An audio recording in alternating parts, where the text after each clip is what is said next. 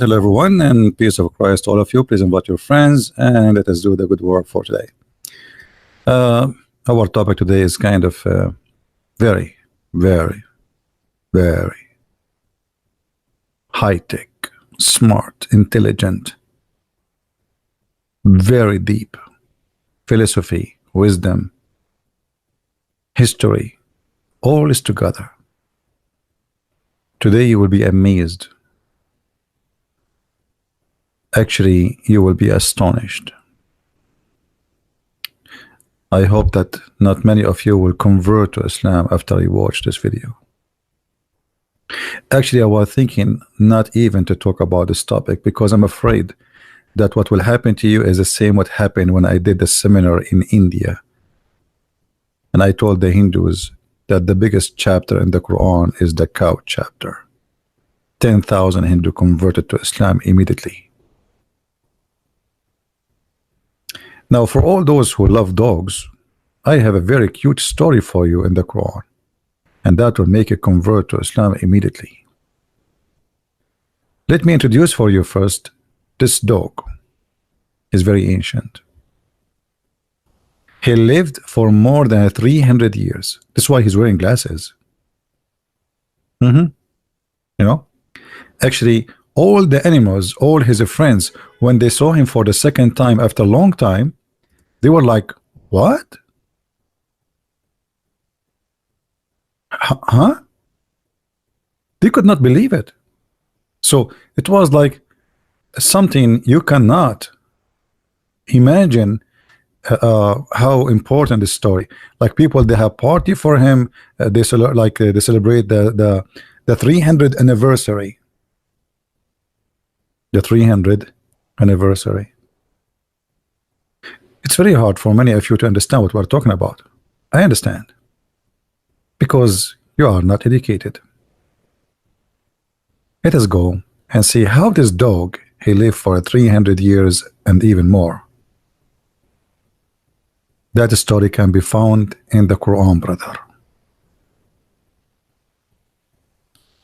Please invite your friends, share the link with everybody, because I did not announce the video to be on until 30 minutes before I started.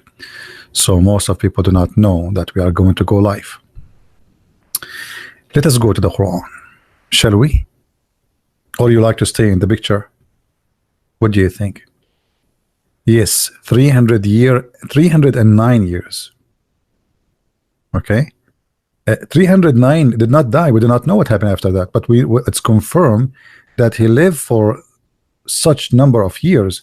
He was exist before the story began, so maybe he lived for 400 years. We do not know, but the Quran confirmed at least he lived for 309 something. Let us go to the Quran. In the front of us, we have a story. This is the chapter of the cave, and the funny thing about you know, the names in the Quran, you feel like you are going to the cave time, because this is a story people used to believe in it in the cave time, but they believe in it today, 2019. So look at this. Allah, He want to show us that He have knowledge, deep knowledge. And here Allah, He go back on time and He tell us things nobody knows about what happened in the past. And I want you please to focus with me about such an amazing story, which is going to be astonishing for many of you. Before we start, don't forget, please, if you are a person who speaks Spanish, to tell your friends about our new Spanish book. As you see the cover in front of you. Post in Facebook, Twitter. Let your friends know about this book. It's made very the Spanish there is very good, and I hope people will enjoy it. For sure, we have many books. For those who they are interested, you can get our books from Amazon.com or Amazon Germany, France, depend on the country you live in and the language you speak. So now we go back to the story. When Muhammad, he always come to us with things or let us say when he come to the Arab with the stories, we knew that Muhammad is trying to tell them that his God is all knowledgeable. Otherwise, what is the purpose of this story? And I would like to see any Muslim tell us from the text, from the chat, and if you like to call me, feel free. What is the purpose of this funny, silly, stupid story? Some they say what? Suddenly, look at the Quran. Look at the Quran. I mean, what this story is about?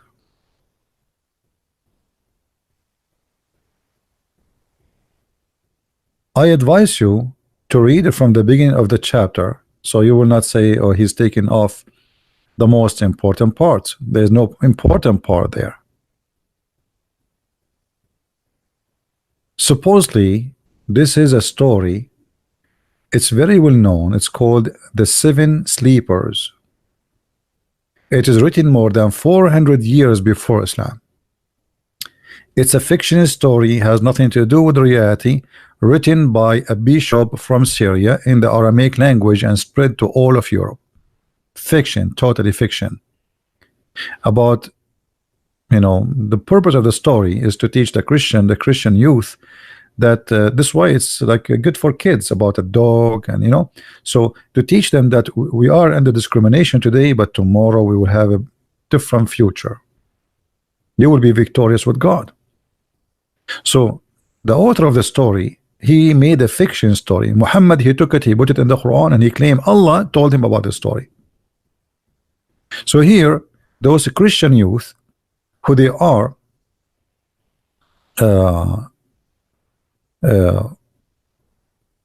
they run for their life because simply they be accepted to follow Isa, and the king want to kill them, so they take a refuge in a cave. And then Allah, he made them sleep in the cave.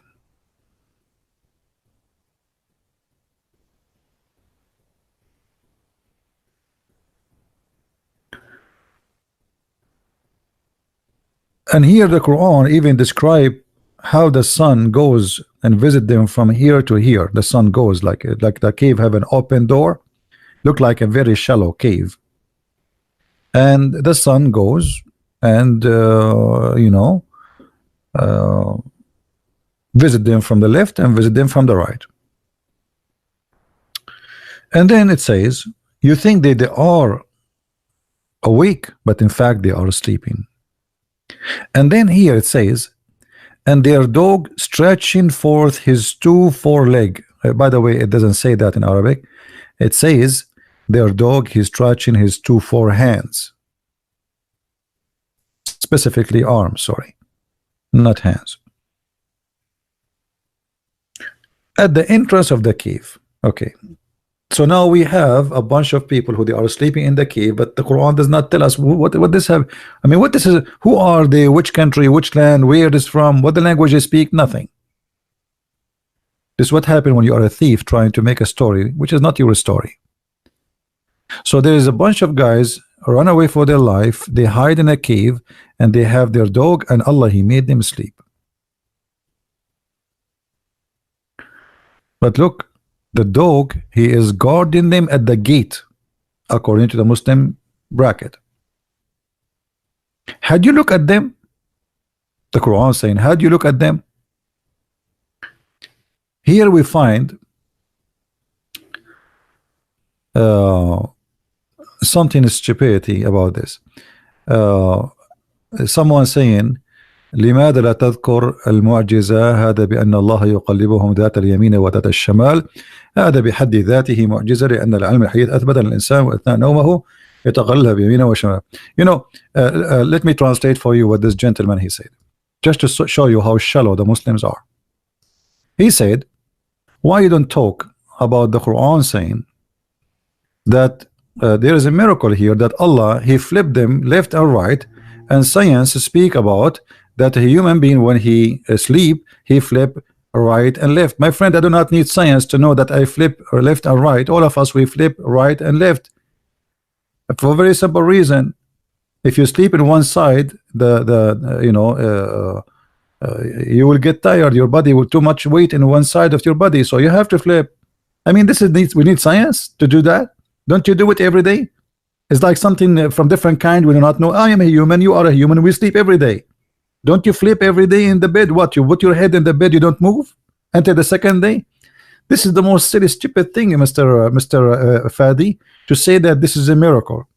Secondly, let me show you here something about the silly miracle.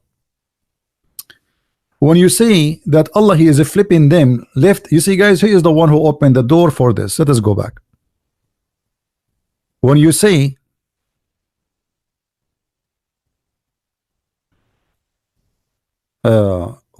that the Allah is flipping them left and right, okay, can you show me where it says that in the Fadi, are you there? Where it says Allah, He flipped them? I want to see it. Can you tell me where? Are you there, Fadi? Where Allah, He flipped them? I'm trying to help me.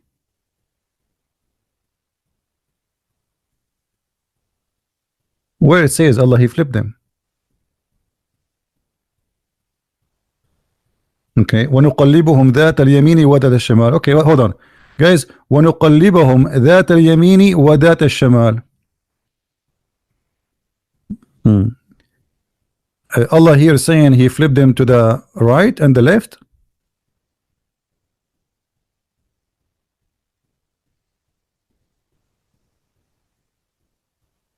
Are you there?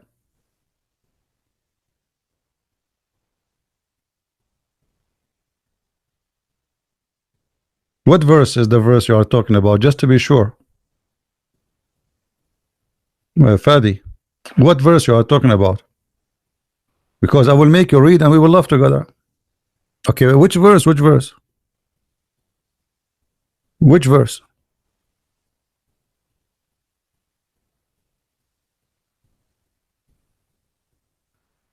I'm waiting for you, my friend.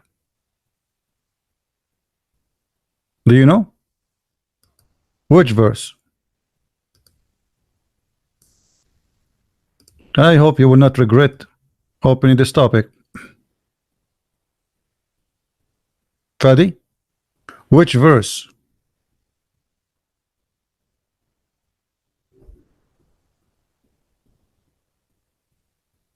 Hello?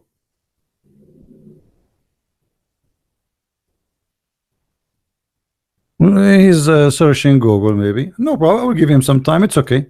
You know, because simply what he is saying is a proof to us that the Quran is a stupid book. And I will show you how.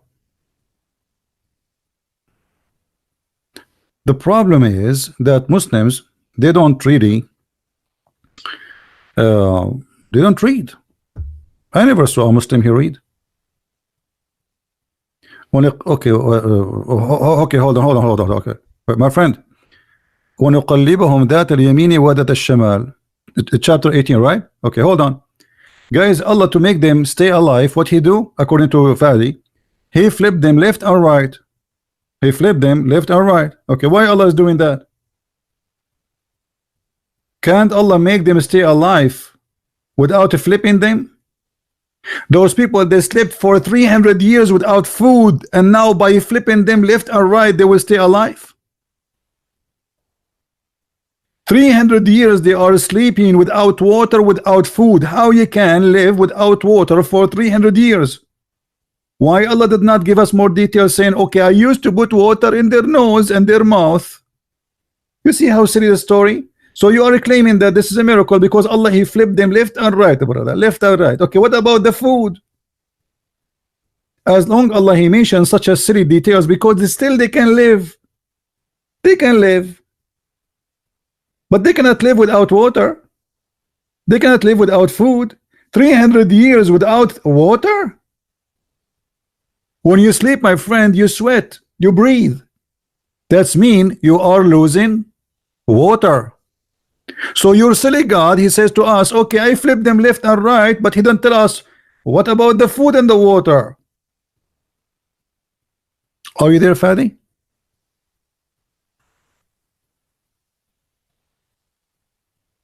Are you there? So your miracle proven to us that the one who wrote the story is an idiot, because this is, if as long he have to do physical act to make him stay alive as you claim, well, there's something more important need to be done: food and water. And that's mean that when the Muslim they say to us that if Allah wants something to be, he say be is going to be. Here we go, Allah flipping them. He did not say be, it was. So what are you saying to me now? Allah, he flipped them, like he's doing barbecue to what? To keep them alive. That's what you said, not me. Okay, that's mean Allah is not God. So look how many mistakes we found in this story. Thank you, Fadi, for your comment. You got your God busted. Same time, look how, as long you speak Arabic, Mr. Fadi, can you tell me please the correct translation for this? Does it say in Arabic وَكَلْبُهُمْ بَاسِطٌ ذِرَاعَيْهِ? Fadi, do you like to call me Fadi in Paltalk? I can open Paltalk for you. As long as you speak Arabic, that will be wonderful. Fadi, does it say that, or I'm lying? And their dog opening his arms? Since when dogs have arms? Fadi, since when dogs they have arms? As I know, dogs have 4 legs, my friend. Since when in Arabic we say dogs have arms? What happened to you, Fadi? You speak Arabic, you have no excuse. I want your they want the answer. I need your help. You speak Arabic, I speak Arabic. Since when dogs have arms? Hello? Hello? What do you mean picture not clear, guys? Is the internet slow from your side? Is the internet slow from your side? It's not coming good?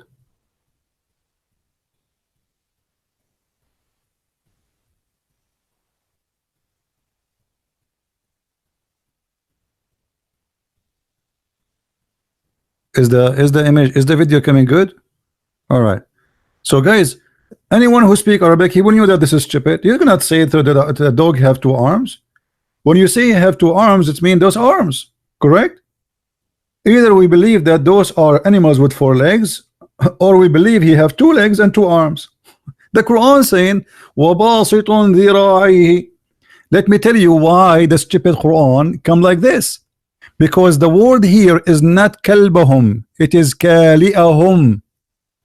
Kali'ahum mean their provider. But Muhammad, the dummy, he is a thief. He don't speak Aramaic, and he is mixing things up between kali'ahum and kalbahum. Kali'ahum is their provider, their guardian, and supposedly in the story it was an angel. If you go to the 7 Sleepers, which is written by the Christian Aramaic from Syria, you will see there is no dog in the story. There is a guardian, which is kali'ahum, not kalbahum. Look how the difference is. The dot, kalbahum and kali'ahum. Remember the old language, there's no dots and etc. So it can be the same writing. So Muhammad, he could not understand what this is kali'ahum. He make it kalbahum. But all of us, we knew that Muhammad, he says that dogs are dirty, they are najis. If a dog even touch your dish, you have to wash it 7 times. So how the dog now in the miracle, and Allah suddenly simply he is making the dog live for 300 years?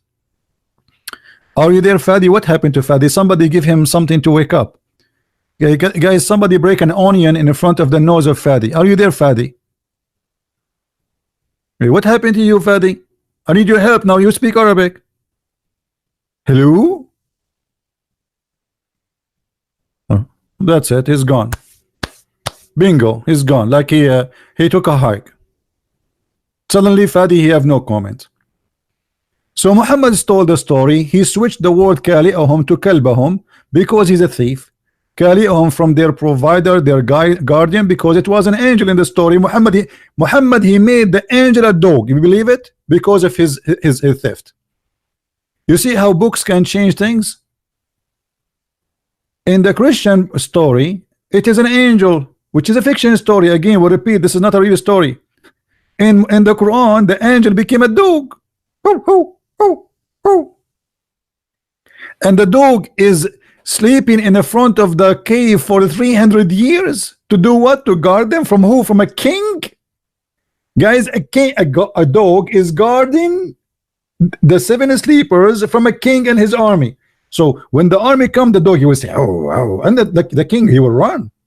I mean, who believe in such a stupid story? Is it a king is chasing them and he want to kill them and he have an army, he sent his army after them? So now the dog in the front of the cave will protect them?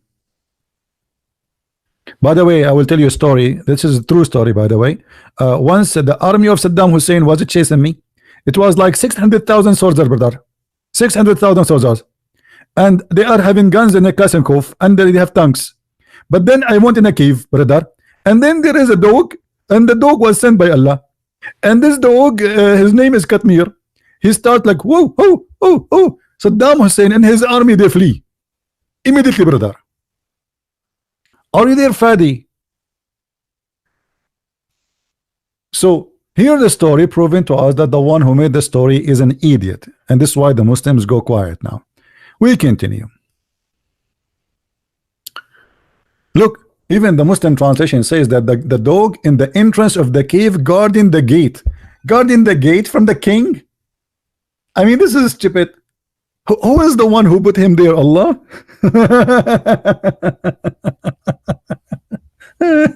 Unbelievable. True story. All right. Now, we continue. Additional to the mistake where Muhammad, he fabricated the story, he mixed between an angel and a dog. You see, if we make it an angel open his arms, that makes sense, correct, guys? Angel open his arms, which mean, you know, protect, blocking the cave, correct? That will make sense. So there's an angel blocking the cave, protecting them. An angel can fight an army, not a dog. And why the dog is opening his two arm, brother? What exactly that we would do? Any Muslim can tell us why the dog he opened his two arms, quote unquote. قلت لك الكلب له ذراعين ورجلين. Guys, he said to me that the dog he have two arms and two legs. Since when? Look at this guy. Look how they fabricate. The dogs have two arms. This Abdul saying to us that dogs have two arms. Since when? Dogs have two arms and two legs. So the donkeys have two arms too. Dogs have two arms, donkeys have two arms. I mean, so what are you talking about?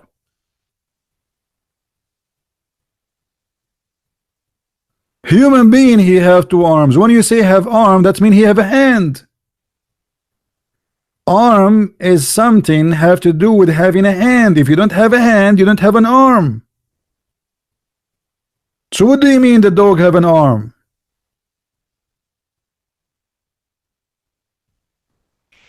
Same time, let us go with you. The dog he opened his arms, and you are now agreeing that the translation here is a false, because you agreed that it is says arms. So why the Muslims saying this if it's not stupid? Why they're trying to hide? Why didn't say okay, it's arms? Keep it as it is. It's arms. So look what they did. They play with the translation, and now I want to ask Fadi. The dog he opened his two arms according to you to do what exactly? To prevent an army from entering the cave. Why he opened his two arms? Like what, he's standing his two legs and he opened his two arm? Why, he's giving a hugs for somebody? What does have open two arms doing with the story?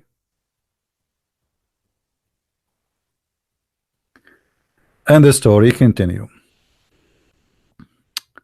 Then Muhammad here wanna tell us something nobody knows. Look at the wisdom and try not to laugh. Some brother, they say they were three and their dog is being the fourth. Fadi, you speak Arabic, I'm glad you are here. In which language we can say they are three and the number four is a dog? You cannot say that. You cannot count something from different kind as number 4. As an example, if we say three white dog and one black dog, that makes sense. Here's number 4. But we cannot say 3 human and their dog is number 4. And actually in Arabic it says warabi'ahum, their dog, and the 4th is their dog. How we can say the 4th is their dog? Is the dog is a human to say he is number 4? He is the 4th? Another stupid mistake in the story. But look at the story is getting more stupid now. Some they say they are 3 and their dog is number 4. Some of them they say, others they say they were 5 and their dog is 6. Some they say they are 6 and their dog is number 7. What is this? And then at the end it says, and nobody knows their number save Allah. So what the point of this story? Brother, in the Quran, brother, let me ask Zakir Naik how he can explain that. Brother Sitter, in the Quran, Allah he make a trend that some people they say that they are 4 and their dog is number 4. They are 3 and their dog is number 4. And they are 5 and their dog is number 6. And they are 6 and their dog is number 7. Please, brother, tell them that nobody knows their real number except Allah. What the heck? So why you are telling me some they say 3, they are say they are 3 and the dog is number 4, and some they say they are 4 and their dog is number 5, and some they say they are 6 and their dog is number 7, and then you say to me there's no one knows their number except Allah. Where is you? Aren't you Allah? Who is talking? Aren't you Allah? I mean, why you don't tell us the number? Is that like a code for a nuclear weapon? Why Allah don't want to tell us how many they are? Tell us. No one knows save Allah. Muhammad, he don't want to give the number because he do not know.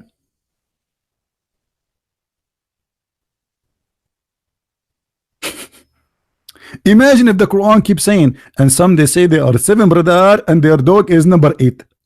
And some they say they are 8 and their dog is number 9. And some they say they are 9 and their dog is number 10.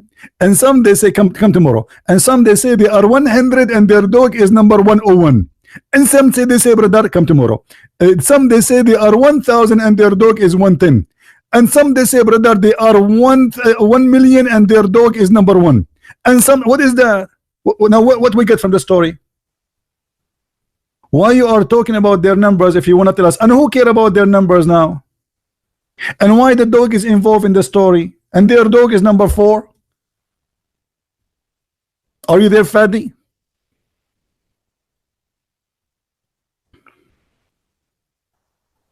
Brother sister, this is the story, brother. Is it proving that to us that this is the truth miracle? Because if Allah is not God, how he knew that information? Brother, but he did not give us any information. He just told us what people at that time they are saying. Some they say they are 3 and the dog is number 4. Some they say they are 5 and the dog is number 6. Some they say they are 6 and the dog is number 7. So what is the true number? Brother, Allah he is with them. He will not tell us exact number, because if he tell us, we will not be like reading a mysterious story. When you watch a movie, brother, don't you like the action and the best time of the movie because you do not know what's going to happen next? So Allah will not tell you exactly the number, so you can be always excited. So Allah now is making me excited by telling me nothing. He told me what we know. He told me that some of us they say 4 and their dog is number 5. He told me that some they say 6 and their dog is number 7.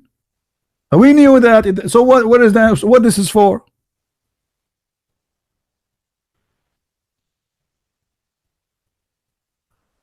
People they start saying to Muhammad, you do not know what are you talking about. They are 7. Muhammad is not sure. So he said some they say they are 4 and their dog is number 5. And some they say, and hold on. Guys, do you know that even that Allah he do not know anything, but Muhammad and his followers they know even the name of the dog. The name of the dog? Are you sure?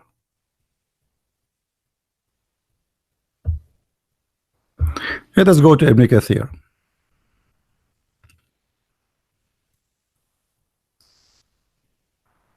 Ibn Kathir. All right, here we go. As usual, Ibn Kathir have nothing. Look, look, look, look, look. Look at the deception of this cult. Guys, this is Ibn Kathir. The interpretation of chapter 18, verse number 22 became 2 lines. Look, look how short it is. That's it, done. There's nothing about the name of the dog, what the dog he used to do for a living. We don't know what happened. Let us open Ibn Kathir in Arabic, and you will see the huge difference between Ibn Kathir in English and Ibn Kathir in Arabic. Hold on. Liars, liars will end in fire. You know, they hide it from the translation because it's embarrassing. It is embarrassing. Very embarrassing. Hold on.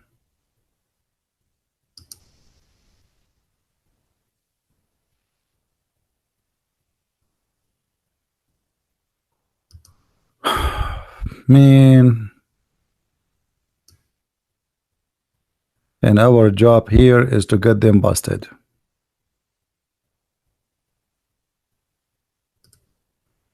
Lying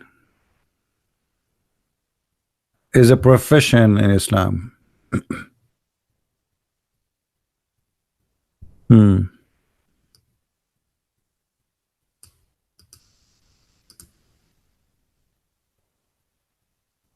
All right.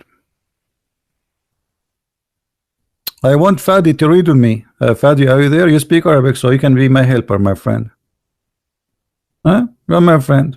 I will make you my friend from now on. I hope you will keep coming, because we need somebody to speak Arabic. Read with me, Fadi. This is Ibn Kathir. Hold on. This is Ibn Kathir in English. The story is gone. And this is Ibn Kathir in Arabic. Let me show it to you.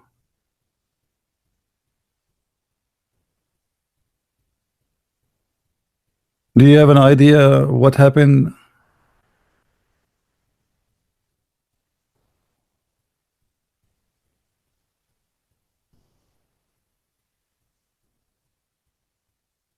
Fadi, what happened? Why the story in Ibn Kathir in English is not the same as the story in Ibn Kathir in Arabic? Read carefully with me. قال ابن جريج يحرس عليهم الباب. The dog is guarding their door, because this is his nature. 300 years the dog is guarding the door. And from what? From an army of a king? Why? The king, he lived for 300 years? Let it go. And then it says, and then he says, according to the hadith, angels will not enter a house, have a dog or an image. Okay.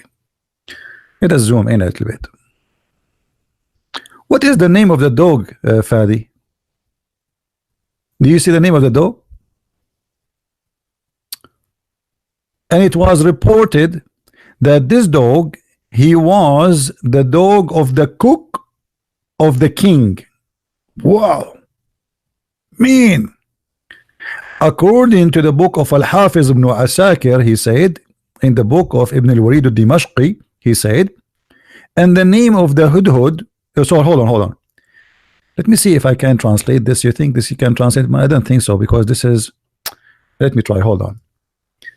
That would be fantastic if we can translate this page. Translate, no. How we can translate this thing?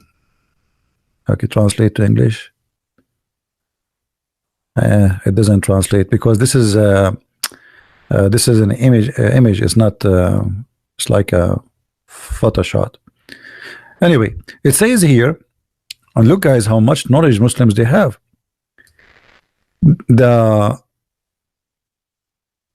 The lamb, the sheep of Abraham, its name is Jarir. What the name of the sheep of Abraham? Abraham sheep have a name, Jarir. And the Hudhud of Suleiman, the little bird, you remember, he was the minister for irrigation and sex and finding girls who have no hair in their legs for Solomon. And the name of the Hudhud of Suleiman, his name is Anfar or Anqar.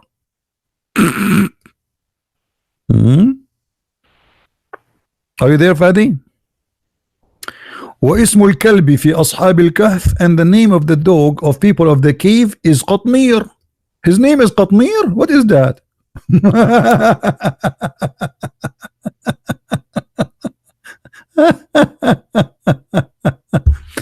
And they were, and this is the book of Ibn Kathir, by the way. This is the book of Ibn Kathir. This is not me talking. And they were in this agreement about its color.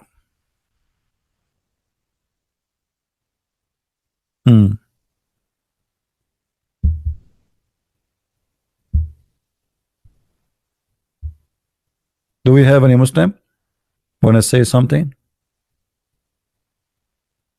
What is this story about? And now what we learn from this story? What we learn from the story about people who Allah made them thief for 300 years. I will tell you what we learn. We learn that the one who made the Quran is a thief and he's a liar, because this is something we can find. You can go right now and search in Google for the 7 sleepers. Let me do it. Give me a second. The 7 sleepers.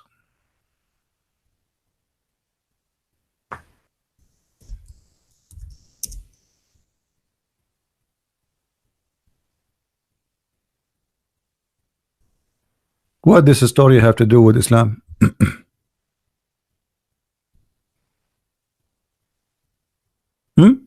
What does the story have to do with Muhammad?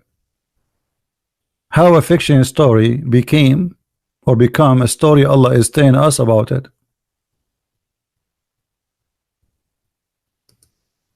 What is this?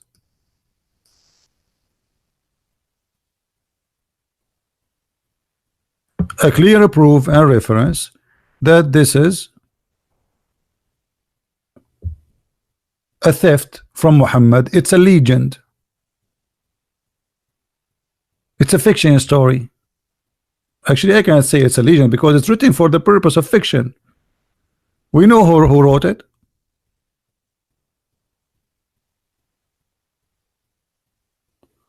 So Muhammad, he took the legend of the 7 sleepers, he put it in the Quran, and he claimed that this is a true story. Isn't it? This is alone is enough to prove that Muhammad is a false prophet.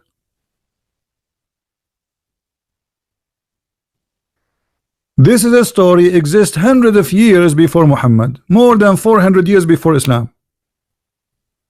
Fiction story. Muhammad, he take it, he make it in the book, and he claimed that this is a true story, and he put it in the Quran.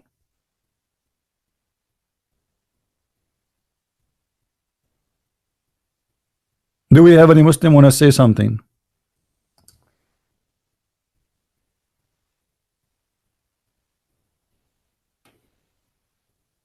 Why you don't make a videos about the miracle of the Quran? My friend, I have a book.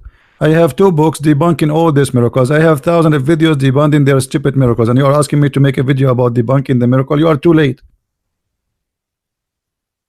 I made videos debunking their miracles before you are born. And here we go. We are here. Who wanna show me a miracle so we can debunk you immediately? Not tomorrow. What miracle of the Quran? Here we go. This is a miracle. A stupid legend became a story in the Quran about a dog who opened his arms.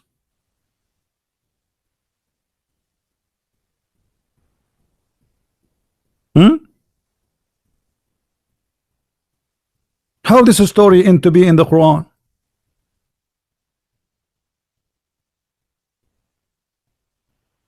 Who is the stupid here? How we can accept such a fiction story to be part of a religion, and now Muhammad he adopt the story. Not only that, he claimed that Allah talking now. The one is speaking here, by the way, is not Muhammad supposedly. This is Allah telling the story. Allah, brother, Allah.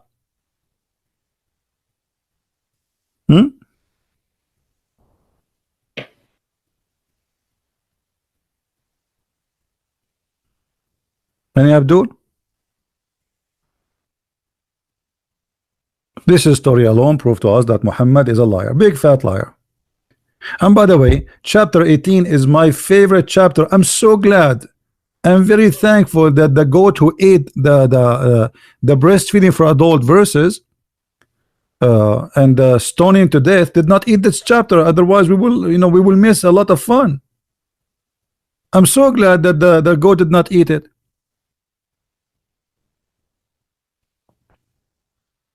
If you go in this chapter, you will find more stupid stories. And look here, hold on. And they stayed in their cave 300 years and 9. 300 years and 9. Okay, why 300 years and 9? Trinity again. Why 300 years and 9? He's copying from the story from the seven sleepers.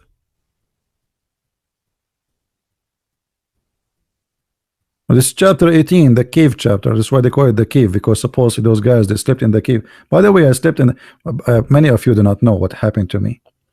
Once I went to do camping. You know, I like always to do camping. So I went to the middle of the desert in Brazil. You know, in Brazil there's no trees, there's no water, it's a desert. So, and I decided to do camping in Brazil. And then when I was in the Brazil, the camels attacked me. Okay. Big camels, they have like a big horn, you know, big huge camel, and they speak Arabic, by the way.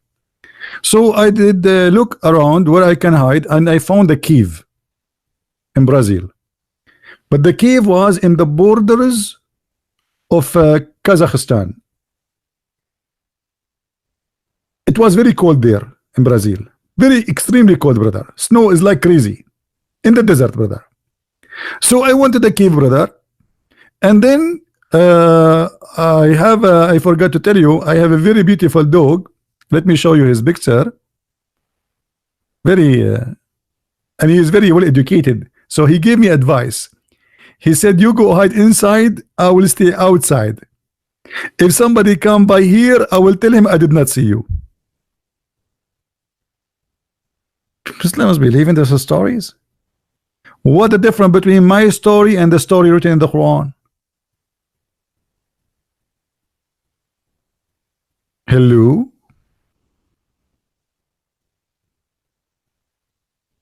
Yeah, there is a lot of cameras in Brazil. We are Arab, we are very good in geography. Ask Allah. Allah, he believed that the sun set in the murky water, and the sun set in a place, and the sun rise from a place. What's wrong with you? Hello? Are you going to discuss with me now science? You cannot. We are Arab. We are the founder of everything.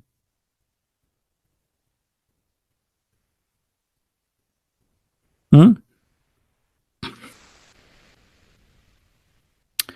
أظن ذلك. اليهود قالوا للنظر what أن أجاب محمد عليها فهذا نبي حقا وفعلا أجاب عليها. Guys, look what Fadi he said. I like this guy. He said that the Jews, they asked Muhammad, they asked him questions, and they said if he answered the questions, for sure he must be a prophet. Let us go to the hadith, my friend Fadi, so you will die laughing at what Muhammad answered. The Jews obviously are making fun of him. Fadi, what's wrong with you? Okay, read with me, Fadi. This is the hadith you are talking about. Let us get it. Brother,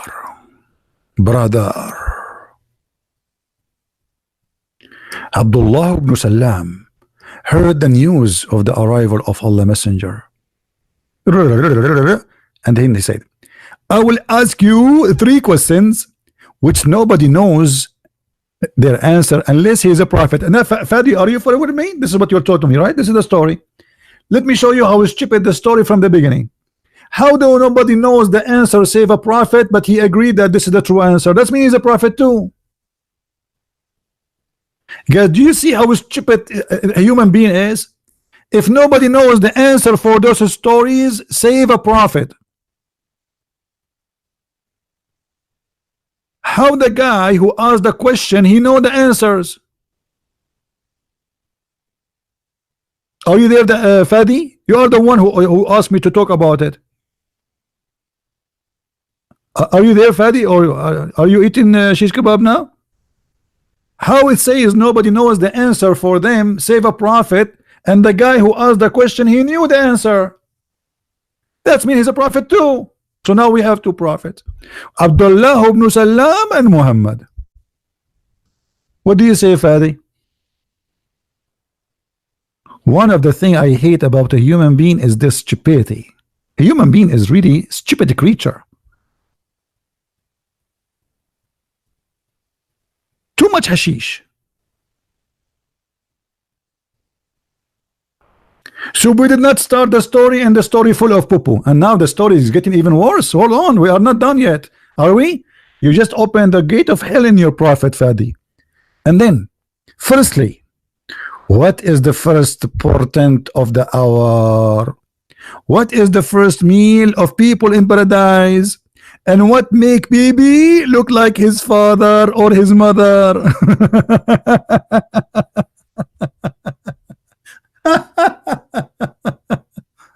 And now the prophet, he will answer. Look, the prophet, he don't answer from his pocket. We have to be honest here. He told them, just now Jibreel has informed me. We need a background music for this. Like the guy, he just asked him the question, and Jibreel, like Jibreel is invisible behind him. He was saying to him, Muhammad, he said to them, just now Jibreel has informed me. Oh boy. Okay, prophet, which means Allah is talking now. We cannot say this is a mistake from a prophet. Jibreel has told me the poo-poo is coming. Abdullah said, Jibreel? Abdullah, he was like, what? Like who? Are you sure it's not Zakir Naik? It's Jibreel himself. Muhammad, he says, yes, Jibreel, the enemy of the Jews. Jibreel is the enemy of the Jews. Why? Since when? Let us continue. On that, the prophet recited the holy verse. Whoever is the enemy of Jibreel, why people are the enemy of Jibreel? Let him die in his fury. And then Muhammad now is answering. He says, as the first portent of the hour, it will be a fire that will collect the people from the east and the west. What? Just yesterday we heard different portent of the hour. This is the first one, correct, guys? Muhammad, he just said the first sign of the judgment day is a fire will collect people from the east and the west. Okay, hold on. So what the Quran is saying here is that a lie?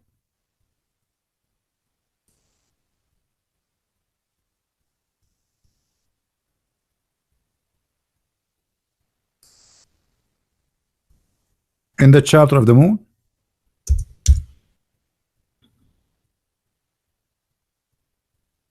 the hour has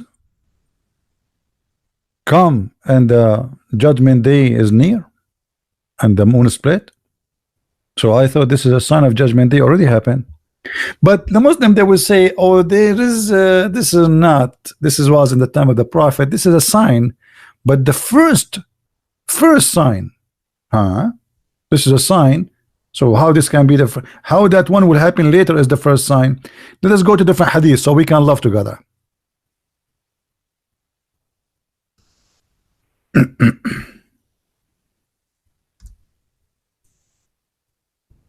Read and love how Muhammad he changed his story.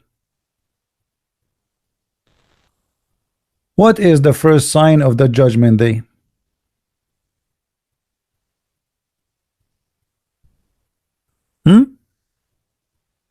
Oh Muhammad, tell us about the hour. He lowered his head and he did not answer. Then they repeated the question for third time. Muhammad, he will not answer unless you ask the question 3 times, because he's thinking about the lie he will say. Then he said, the one who be okay, then he says the sign is the following: when you see a hard cement competing in building tall. This is the sign of the judgment day. When you see a barefoot, naked, ruling earth. Barefoot, naked, ruling what? Muhammad, the Arab wear naked foot. They don't even wear shoes. When you see women giving birth to her mistress, this is a sign of judgment day. Well, isn't it Abraham himself? He gave birth to his mistress. Isn't it Muhammad himself? He gave birth to his mistress according to Muslims. What is that? And look how the judgment day, the first sign of the judgment day, is not appearing here. It's not there. Different hadith.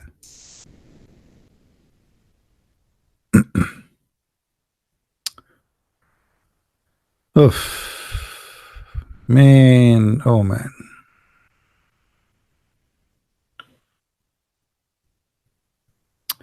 Competing in building, which means they will build, like they will build high buildings. But the Arab, they were, you know, the people of Yemen, they have high building even before Yemen, you know, before even Europe. But those are not Arab anyway. Read carefully. Allah Apostle, he said, the hour will not establish till the sun rise from the west. In different hadith, it says that the first one, fire will come and collect the people. Here, the first one, the sun will rise from the west. Do you see it? Different story.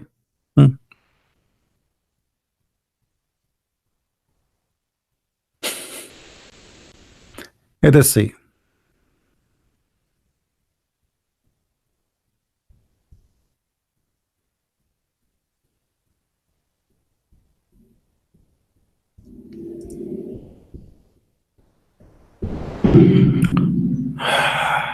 Let us see and laugh. Oh boy. Those all stories are fiction stories about the beast will come from the ground, but I don't want that. I want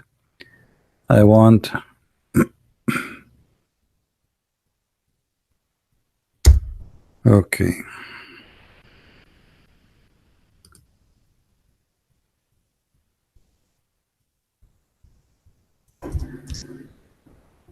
Let us laugh a little bit.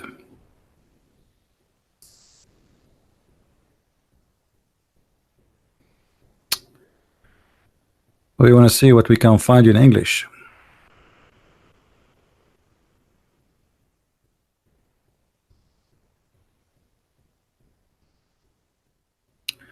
Read and laugh at the Quran.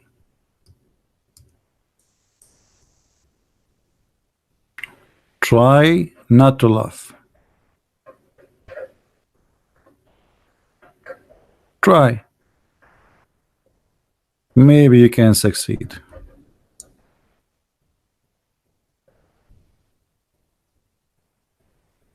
What we would do with this?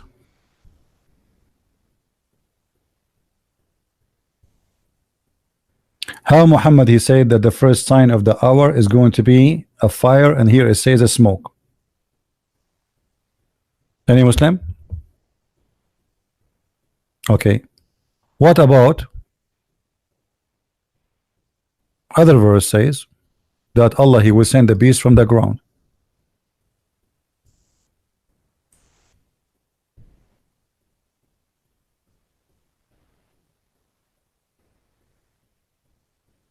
Any Abdul?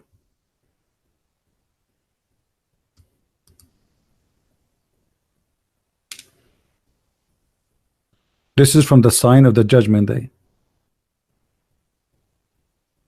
A beast will come from the ground. But Muhammad, he said that a fire will come and will collect the people. But here this is cannot be the first sign, because as you see here, the beast have to come first, because if the beast, he will come to make the people black and white. You remember the story? This beast will come with the stick of Moses and the staff of Moses and the ring of Solomon. He will hit the man who is a Muslim in his face, and he will make him pure white. And he will hit the kafir, and he will make him black. But if the fire is collecting the people from the earth, as Muhammad, he said, the first sign of the judgment day. So when the beast will come? After?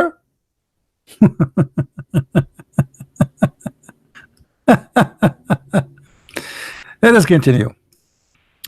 The first meal of people of paradise is going to be the liver fish, the liver of the whale. Why? Because the Arab, they believe that liver of the whale make you very horny, very good in sex. And now Muhammad, he is promising his people that when they go to heaven, they will have a lot of sex. Makes sense. And here Muhammad, he made his biggest poo-poo. And if the man, the guy, remember, he asked him, what make the child look like his father or his mother? Do you see it? This is the third question. What make the baby look like his father or his mother? Listen to the answer which Muhammad proven that he is a prophet according to Mr. Fadi in the chat. Read. And if the man discharge proceed that of the man, then the child resemble the father. And if the women discharge proceed that of the man, the child resemble the mother. Are you there, Fadi? You're a prophet. He gave 3 answers. Nobody knows save a prophet. You believe really, Fadi, that if you have orgasm first, your baby will be a boy or will look like you? Do you agree with your prophet? Or your prophet, he is being an idiot here? The prophet of Allah, brother, he said, the messenger of Allah said, the man's water is a thick and white. Thank you, Muhammad, for telling us. We do not know. I have no idea, man. That's a knowledge nobody knows. Only the prophet of Allah knows. This is told to him by Allah. He know how the color of the sperm. Wow. And then the water of the women is a thin and yellow. Why the water of the women is thin and yellow? Why she have infection? Which of them comes first? The child will resemble the parents. Are you there, Fadi? You are the one who said to me that because Muhammad he answered those questions, you believe he's a prophet. Here we go. This is the answer of your prophet. According to which science, and you are the one who mentioned to me science, right? According to which science they believe that if you have orgasm first, the baby will be like you?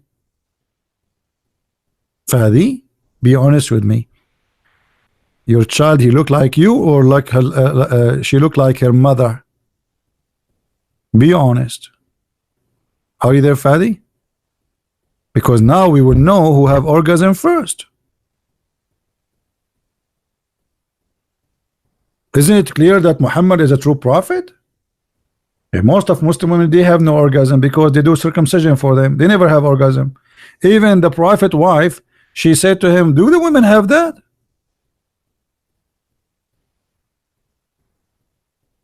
Read carefully. This is the wife of the prophet. She never have orgasm. Sulaim asked Allah Messenger about, by the way, the prophet, he was in that time, he was a sexual consultant. He have a clinic for sex. And now a horny woman, she come to the prophet, and Islam have no shame in Islam. So the woman, she came to the prophet, she said, hey prophet, yesterday I had and I was touching there down my legs and I cannot say it. Are you there, Fadi? A woman, she is coming to the prophet to ask him if she should wash her vagina. And why? Because she saw a wet dream. What does that mean? She was having sex with 10 guys?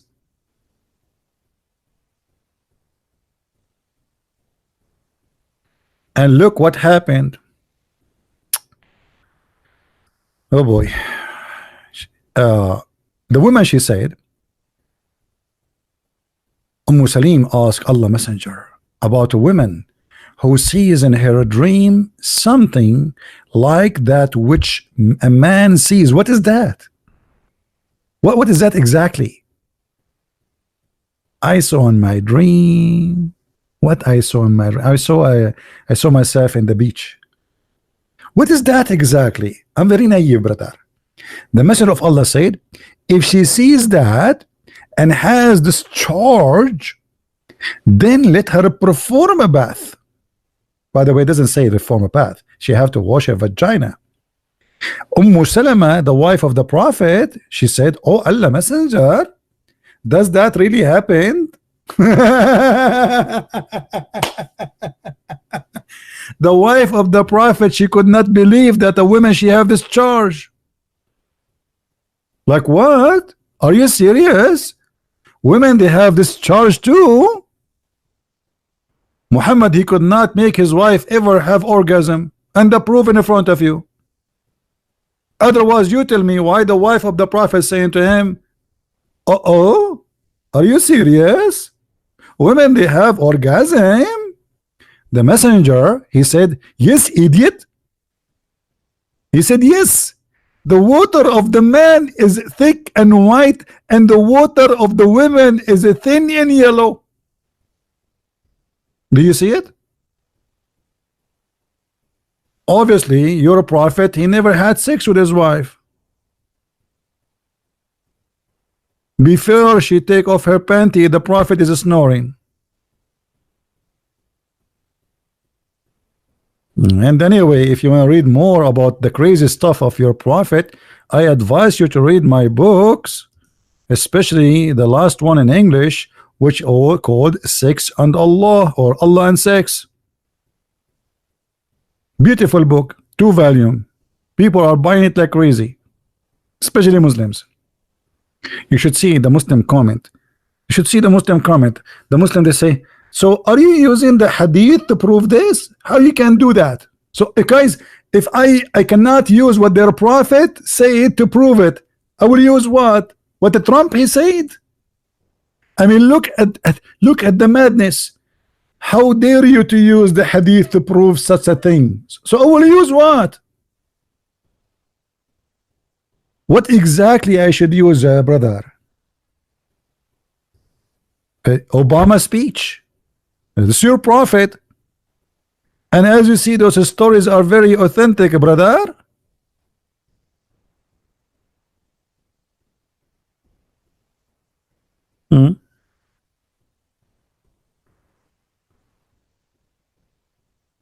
Do we have any beautiful Muslim want to say something to us?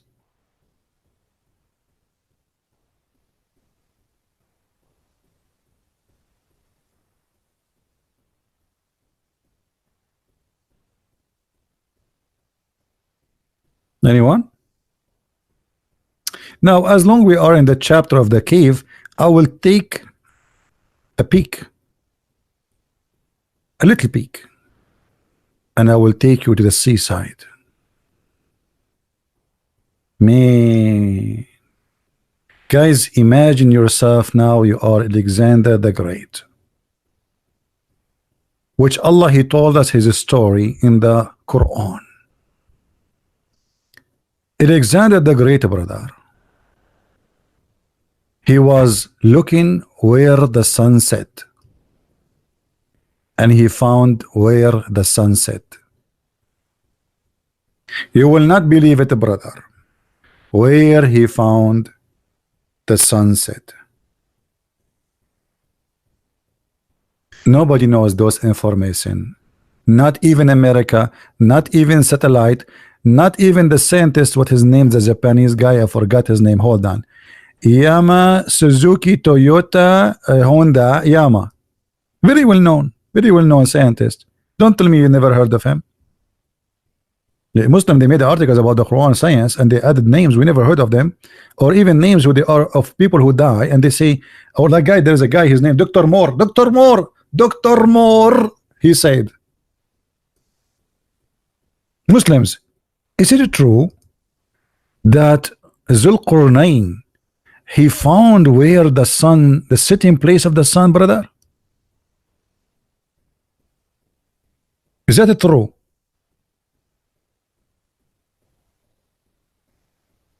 Who is a Muslim who will tell us if this is true or not?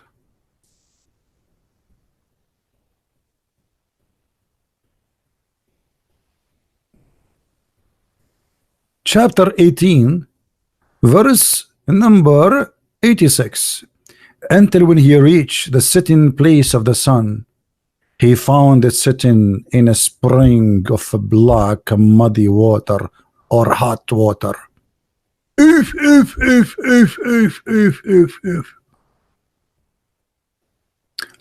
Fadi saying this is how the sun appeared to him. That's a lie, Mr. Fadi, because the one who's speaking there is Allah. And let me get you busted, Fadi. Guys, Fadi, he like to get busted. What I can do?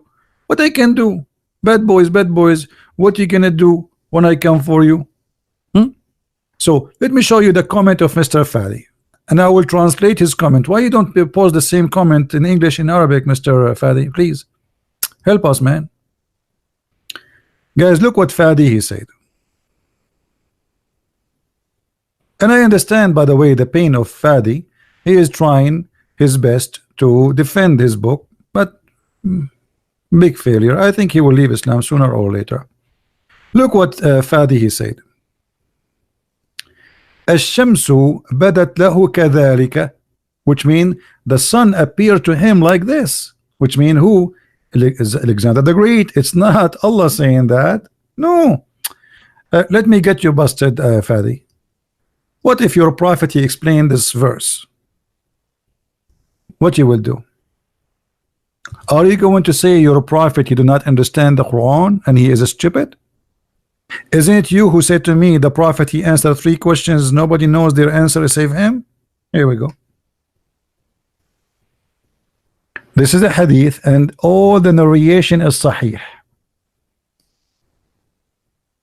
I was sitting behind the messenger of Allah who was riding a donkey. I love to sit behind the prophet donkey. I love it. While the sun was setting, he said, do you know where this set? Are you there, Fadi? Are you there? Read. I replied, Allah and his apostle knows best. He said, it's set in a spring of warm water. Hamia. What do you say, Fadi? Are you going now to say your prophet was an idiot? And you understand the Quran better than him? Your prophet believe and he mean it. So when the Muslim they say, they make an article saying no, the Quran doesn't say that, they are lying. Here we go, this is their prophet. How you explain it?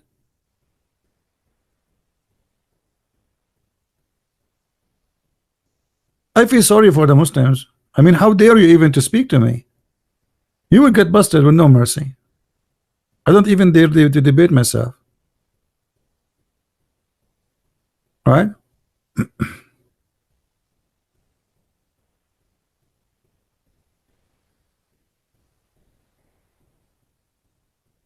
هذا الحديث على فكرة ضعيف.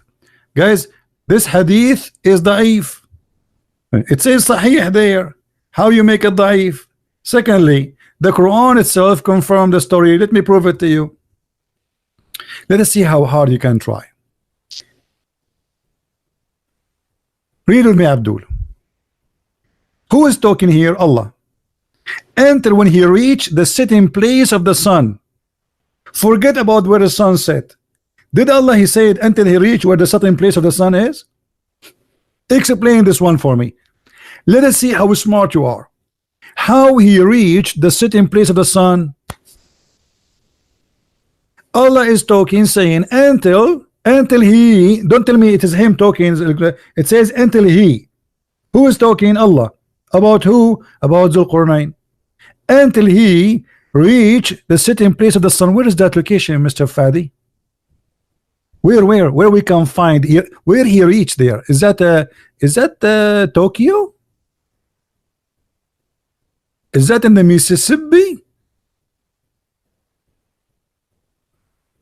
Fadi? The one is talking is Allah. The guy until now he did not say a word. Who is the one he said until he reached the sitting place of the sun? Allah. Where is that? Where he reached the sitting place of the sun? Remember this guy, he have a journey of many years. He spent his life in the journey. This is not about one day. So now finally he went to a final destination. What is that? The sitting place of the sun. Where is that? I can see where the place the sun set from my window. Do we need to go anywhere to reach the place where the sun set, my friend? You want to tell me now this is appear to him? How silly.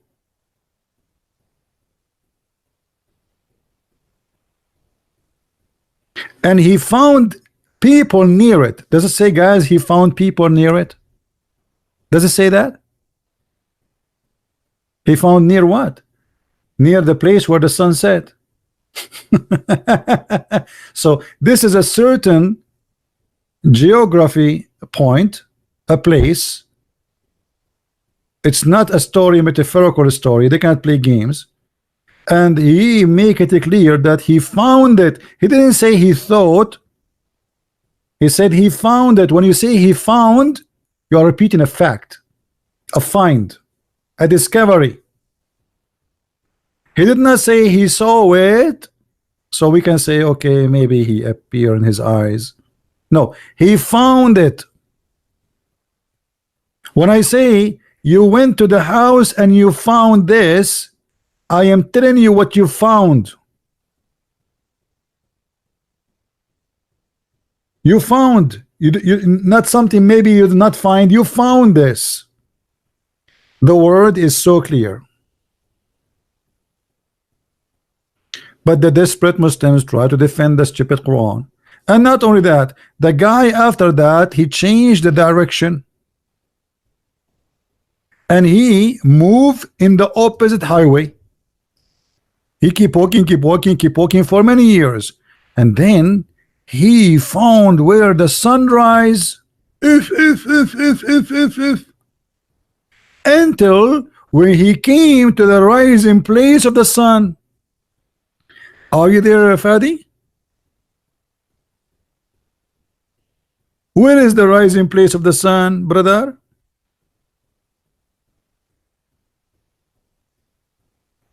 I feel sorry for the Muslims trying desperately to defend this stupid cult.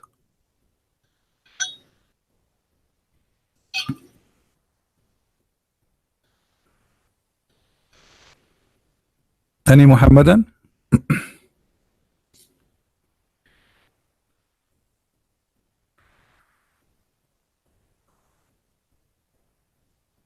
Mr. Fadi saying, when you say that the sun set in a murky water, it does not mean it's set in Dubai.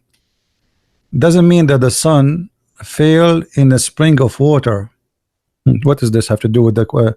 I mean, look, what is the, what is the answer? Don't tell me it doesn't mean. The Quran is so clear in what it says. He found there next to it.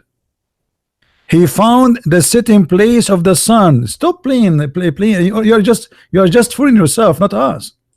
It says until he reached the sitting place of the sun. Why Allah saying until he reached the sitting place of the sun? This guy is going for years. What happened in this day? He found the sitting place of the sun. Where he found the sun sitting place? Sitting in the murky water. Let me show you different hadith.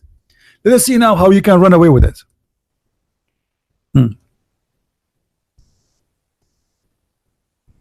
The Prophet, he said, do you know where the sun set? And now don't tell me that this is not Sahih, brother. This is Sahih Bukhari. People will laugh at you. I was once with Allah Messenger in the mosque in the time of the sunset. He said, oh Abu Dhar, do you know where the sun set? I replied, Allah and his apostle know best. He said, it goes and prostrate underneath Allah's throne. That is Allah's statement, and the sun runs in its fixed course. The Quran here is explained by Muhammad. Muhammad here explained that the sun every day run where the sun disappear under the throne of Allah. Now, how we can connect this to the water? Is it Muhammad? He said that the throne of Allah is above the water. Yes, let us see.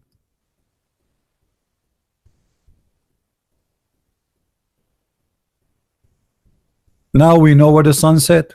Do you see it? So the sun goes under the throne of Allah, and the throne of Allah is above the water. Are you there, Fadi? Are you going to say to me this is a weak hadith, brother? Try. This is Sahih Muslim. The Muslims will eat you alive.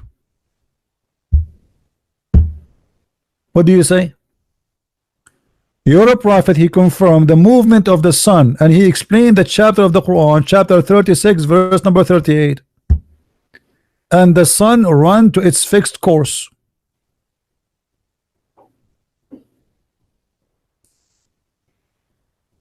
What do you say?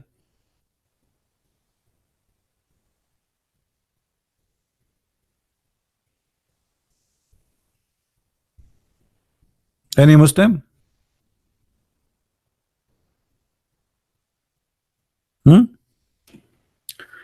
Let us show you different hadith.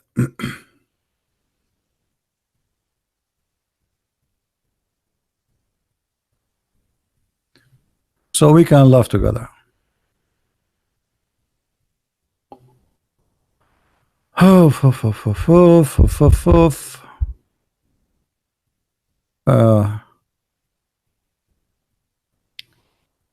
those hadith about shish kebab.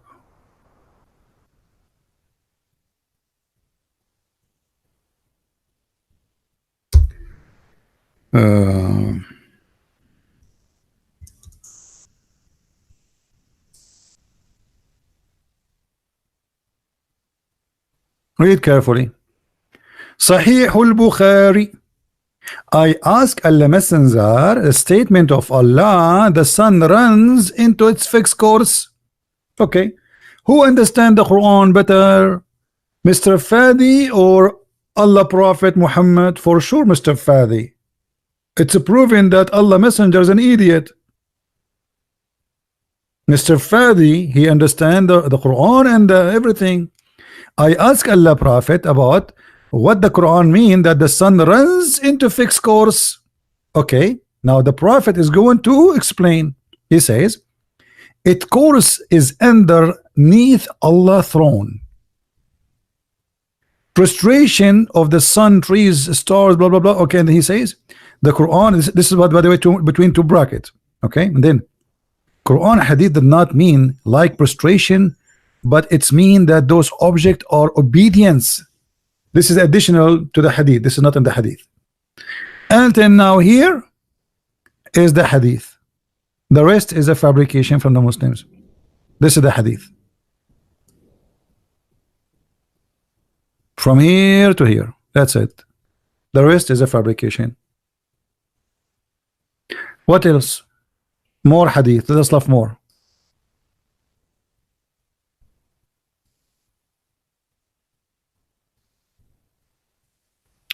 Crazy stuff, isn't it?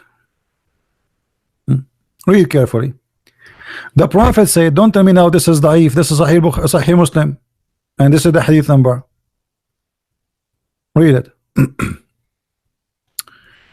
Look, do you know where the sun goes?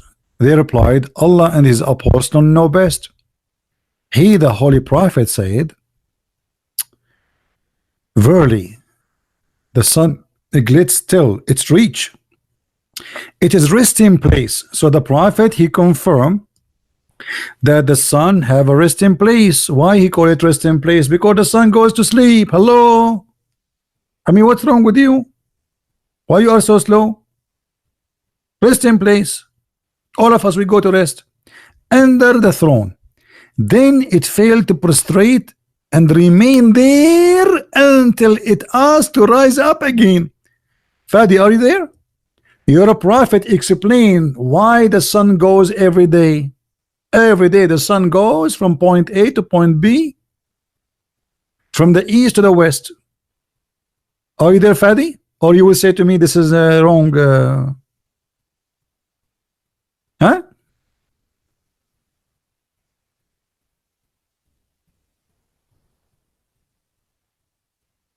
Hello?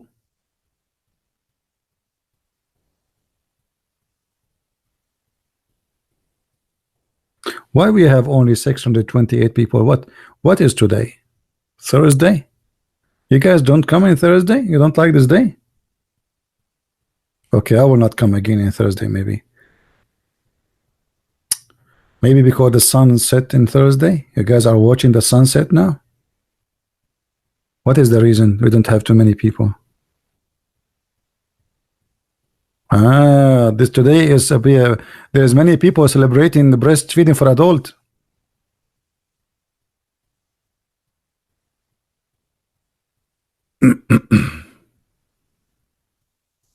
Right? Any Muslim want to say something to us?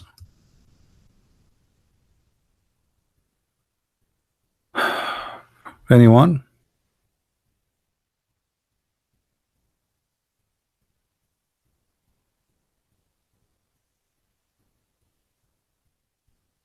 Anyone? Any two?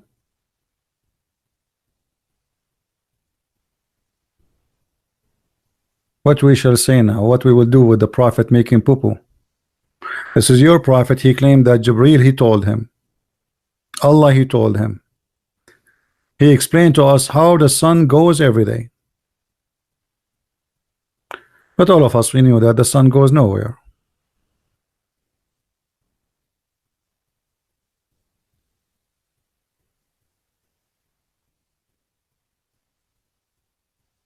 Any Muslim have a comment? I advise Muslims to go and read my books. All what they say to you about science and Quran, I debunk them so easy in my books. It's a disaster. It is literally a disaster.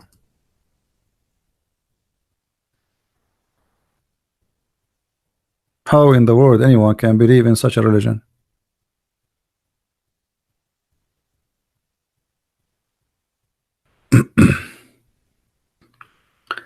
Is Muhammad an atheist? Well, the Quran says that Muhammad, he was an atheist, yes. But I don't know, that will hurt the feeling of Mr. Fadi if we say so now. Fadi, what do you think? Was Muhammad an atheist?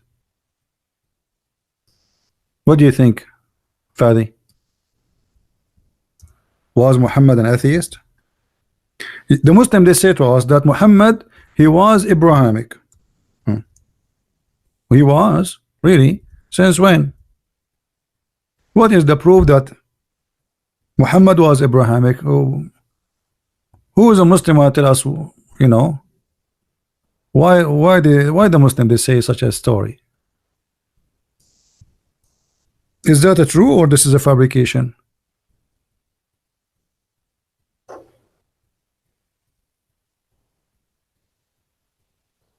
Are you there, Fadi? Who is a Muslim? Was Muhammad reading Abrahamic?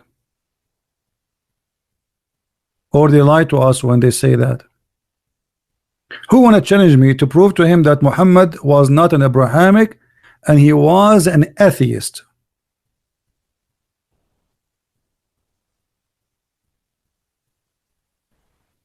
Anyone?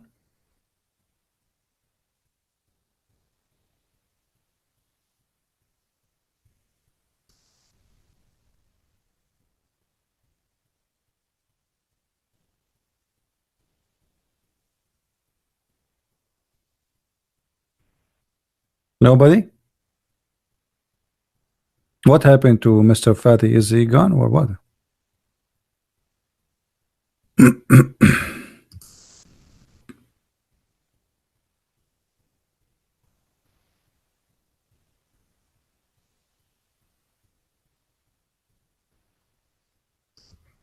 Any Muslim want me to challenge me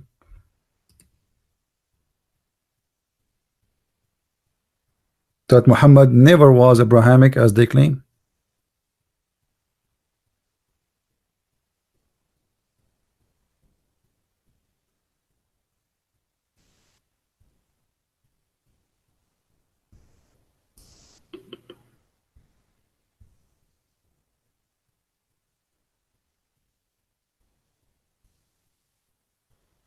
I don't see Muslims. What happened?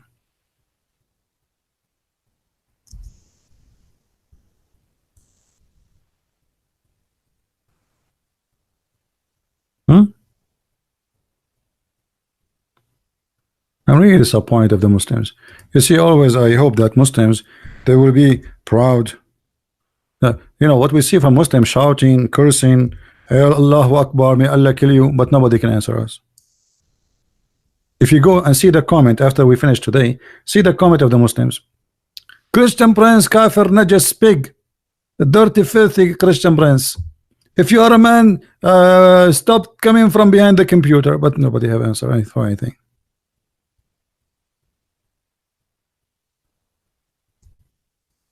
Is that correct? Name calling.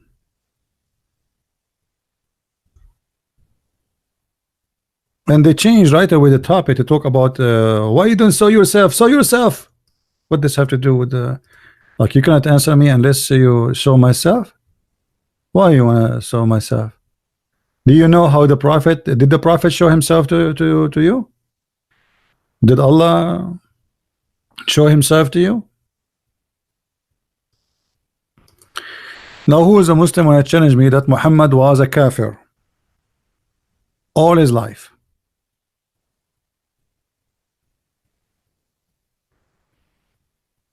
Anyone?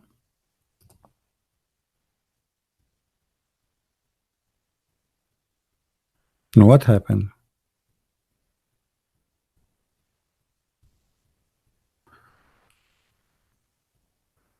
Guys, he's saying to me, as long you know Allah, tell him about the Najashi, he became a Muslim. This is a fabricated story. What Najashi became a Muslim? There's no proof of this story. And let us say, for the sake of argument, somebody became a Muslim, so you are a Muslim too. So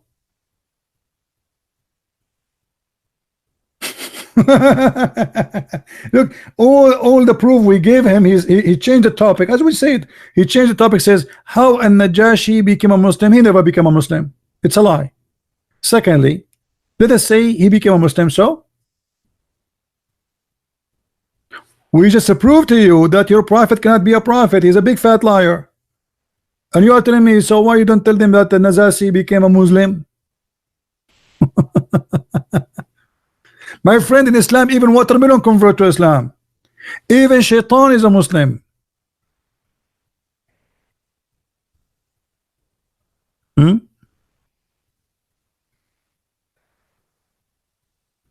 Let us show the Abduls that Muhammad was a kafir. As long as there is no challenge. Nobody dare to challenge what we can do. Chapter 52. Sorry, 42. Verse number 52.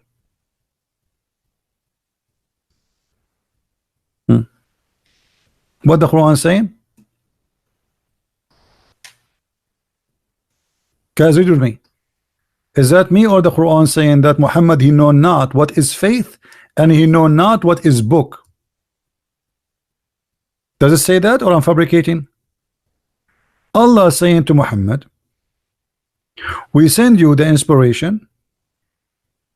Oh, sorry, we sent to you not inspiration, our spirit. Fast translation, no inspiration, our spirit. All right, and by our command, and you know not what is the book. So Muhammad have knowledge of nothing, of any book of God, any book of God, any knowledge of about to do with God, and nor what is faith. Muhammad, he do not know what faith, he do not know what the book. When I say that the man, he know nothing about faith, it's mean he have no faith. Correct?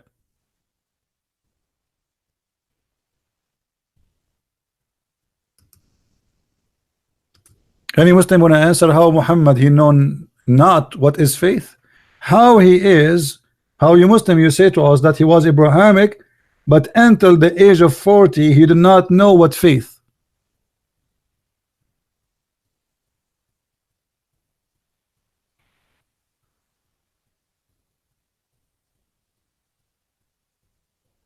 Anyone? Somebody saying he is glad that I'm making money of Muslim advertising. I don't know what does that mean. My friend, we make money to live, to survive. And you make money too. and being glad about making money. I mean, this is very weird. Am I making money now when I sit with you for 5 hours talking, losing my voice for free? You sit there to have fun. I'm not having fun. I'm sick of it. For you, it's just a chat. You go there. I am the one who lose my voice. I'm the one who get death threat. I'm the one they want to kill me. And you tell me, I'm glad you make money from funny people. Who want a Muslim who want to answer me? How Muhammad, he was Abrahamic, but he do not know what faith. He do not know what the book. So he was following what? He have no faith. He has no book. So he was believing what?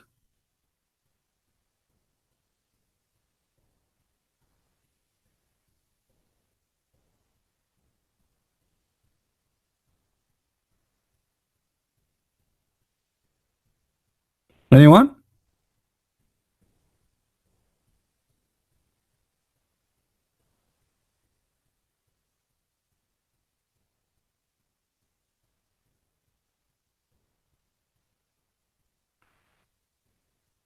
Why Muhammad have no faith?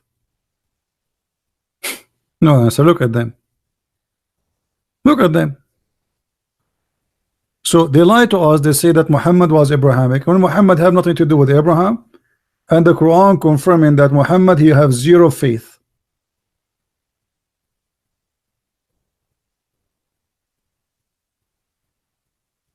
Everything in this cult is based on lies.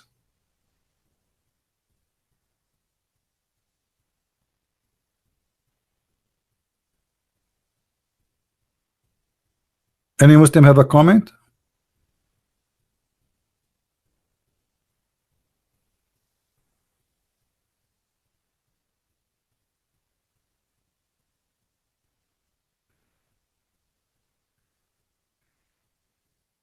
Nobody?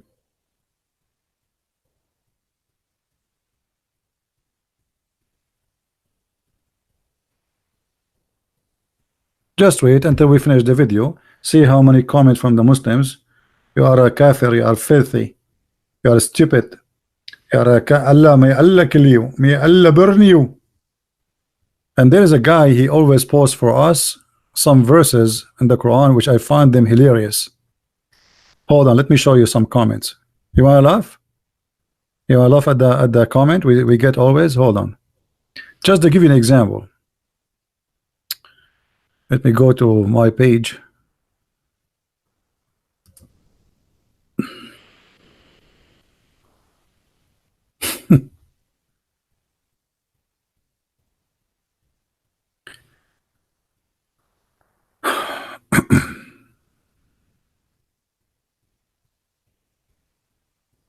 Sometimes I cannot keep the comment because they are very filthy.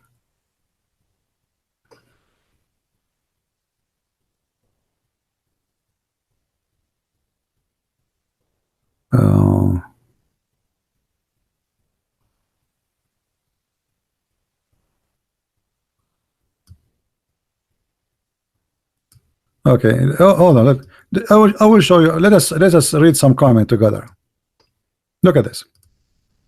I want to ask you, the Holy Bible is from God. Which part in the Bible mention Jesus, Son of God? All of it. If Jesus is Son of God in the Bible, must have the chapter mention of Jesus, Son of God. Here you will see that Muslims they have no idea what is the Bible is about. All the Bible is saying the Son of God. I mean, what chapter only? Not logic. Bible is came from God Father or from God Father. Forget to mention Jesus, Son of God. Abdul, all what you need to do, go to the Bible and type the word, or go to Google and type the word where in the Bible it says Jesus, Son of God, and you will find endless numbers. I mean, look how silly they are. Look, this is oh. I might jump from my window one day. Let us see it from Muslim.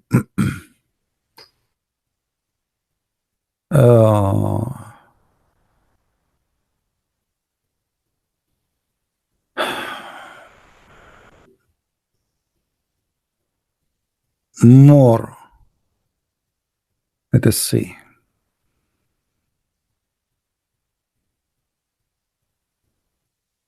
Where is the Muslims?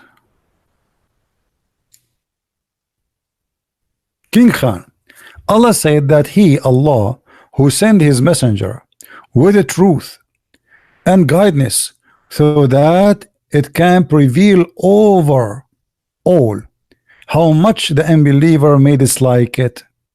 We all know that whatever is written in the last and final testament, that the glorious Quran is final. Islam destined to master all. My friend, you see, the problem is with Muslims do not know the religion. Your prophet, he says Islam will be left. Even the scholars of Islam, they will forget the Quran and they will deny the Quran.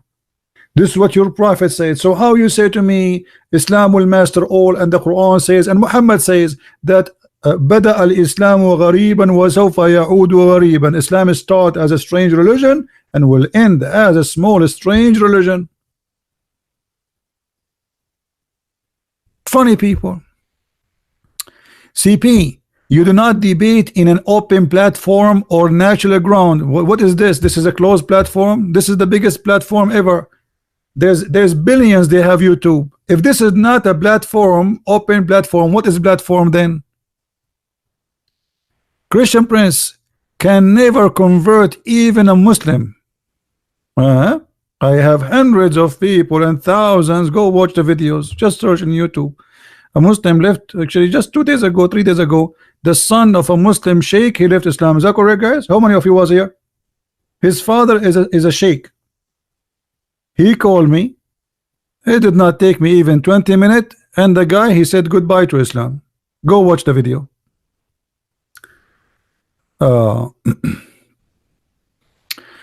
Mr. Muslim here, he says, Khair Yusuf, he said, religion is a personal choice. That's false. Not according to Islam. According to Islam is not a personal choice. Allah, He destiny for everyone what his religion will be, and this has shown us that Islam is a stupid. You know, Muslims are far away from learning about it. They do not know what their cult is about. Isn't it your prophet? He said that everyone, Allah, He destiny for him what he will be. Let us see.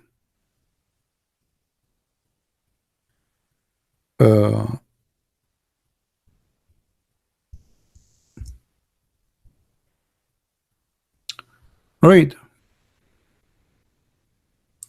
The prophet said, at every womb Allah appoint an angel who says, oh Allah, a drop of semen, oh Allah, a clot of blood, oh Allah, a little lump, oh Allah. Then Allah wishes to complete his creation, and then the angel asks, will be male or female, rich or blessed, how much he will be, his provision will be, which means everything is written for you.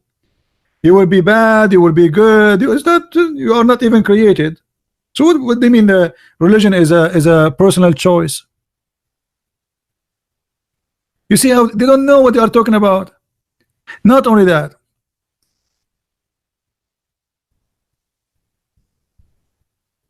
read this hadith on love. Since when religion is a personal choice in Islam? It's not. Even heaven and hell is not a personal choice. Read carefully with me. Muhammad here is giving you example about destiny.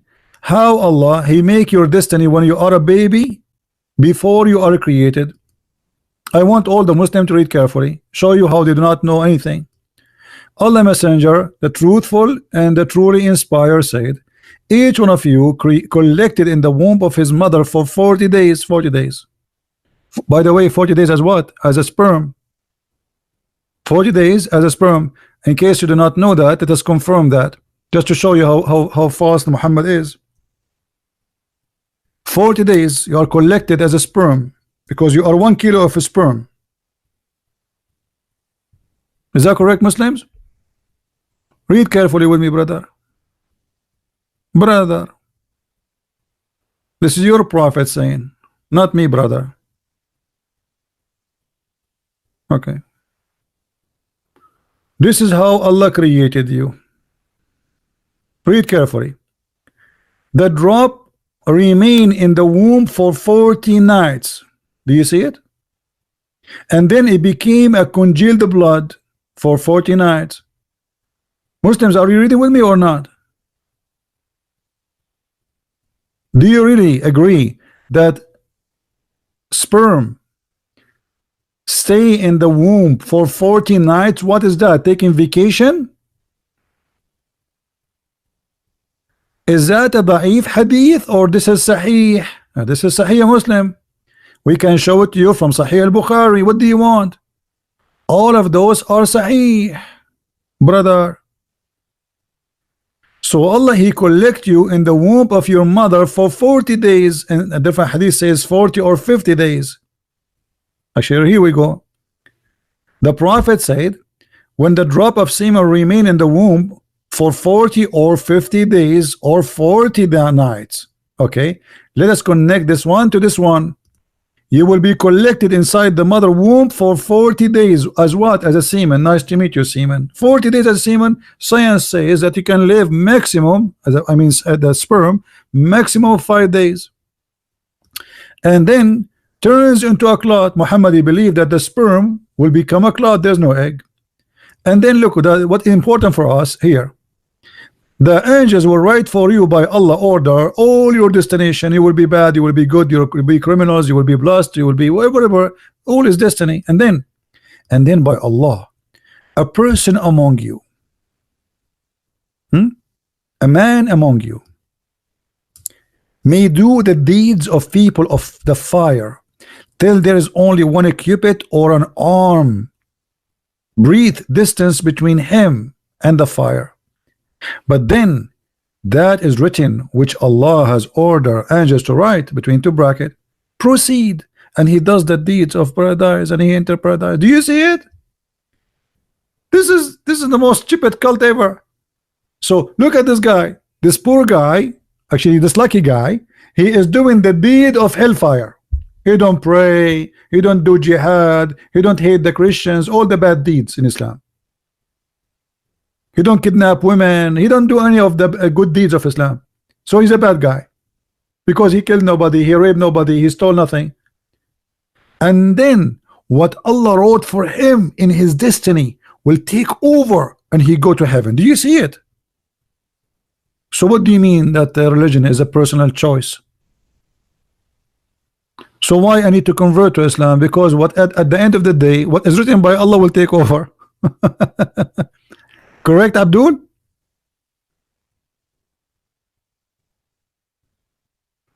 Guys, are you listening? So what the point?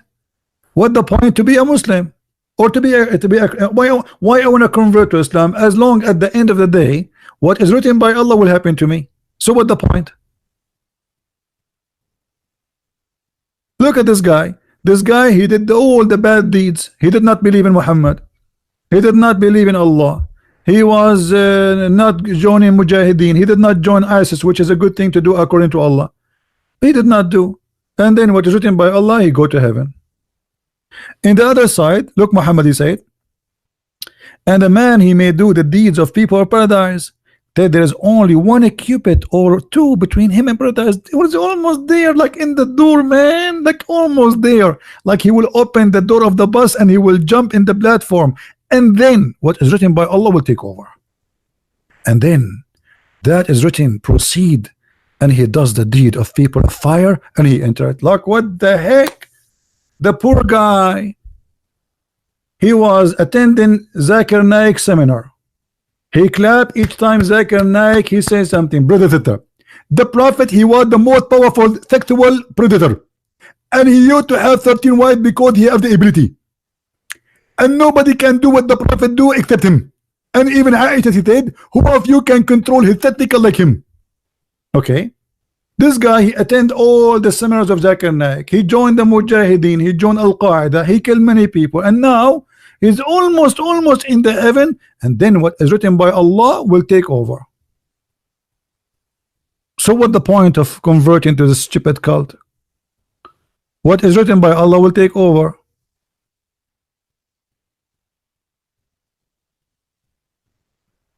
Any Muslim have a comment? Who is the stupid here? And you want to tell me that this is da'if? Good try. This is Sahih Bukhari. Go to Saudi Arabia and tell them Sahih Bukhari is da'if. They will put you in jail.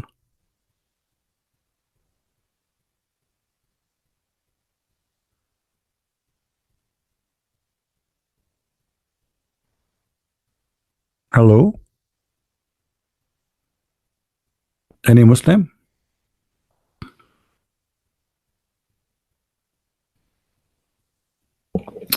Das, you keep repeating this. Come on, we get it. I know you are joking. Listen, guys. What about adultery? Why we do adultery? Why we do adultery? Why all of us, a human being, we commit sin? Look at this. Look at this. Doing adultery is not a choice in Islam. You have to do it because Allah destiny to you. Read carefully.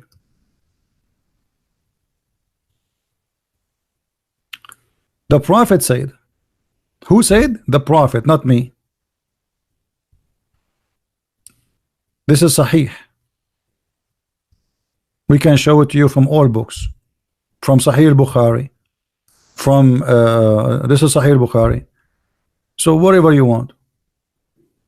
The Prophet said that adultery is what is written by Allah for you. Allah, He wrote His share of adultery. Read carefully, guys. Not me. I'm not the one who's saying that. I'm just reading for you, even the Muslim translation. The messenger said, Allah has written for the son of Adam, which means all of us, mankind, his inevitable share of adultery. It's written for us. Oh, each one of us, how much adultery he will do, it's written by Allah. So when you do adultery according to Islam, you are not doing adultery. It's Allah who made you do it. I mean, have you ever heard of something stupid like this? So why you punish the guy for committing adultery if Allah who wrote it for him? You know what I mean? Have you ever heard of a stupid cult like this? If Allah is the one who wrote for me, oh Christian Prince, in the day of etc., you will do etc., you will go and date a monkey. Okay, and then why you want to punish me for adultery if you are the one who wrote it for me? Does it say in front of you, Allah has written for the son of Adam his shares of adultery? Written, destiny. Whether it's where or it's not. Adultery of the eye is looking, adultery of etc., etc. All kind of adultery is written by Allah. So why I will be punished for adultery?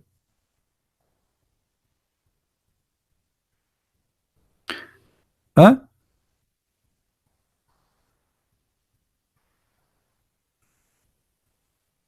Any Muslim want to say something? Fadi, you want me to call him? Is that your ID in Paltalk, Fadi? Is that your ID in Paltalk?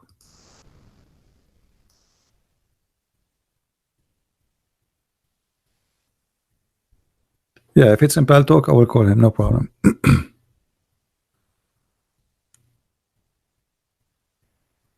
Any Muslim? What is this? This is the most stupid cult. Okay, Fadi, hold on. Let me open my Paltalk too. Let us see what Mr. Fadi want to say to us.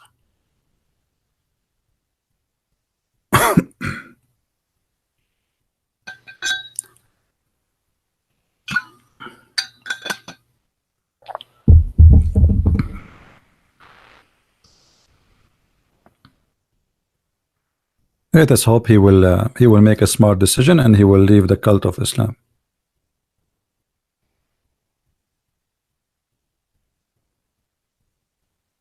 Let me look for your name. All right.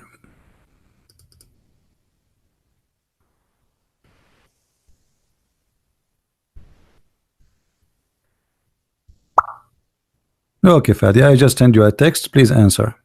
It says you are offline still.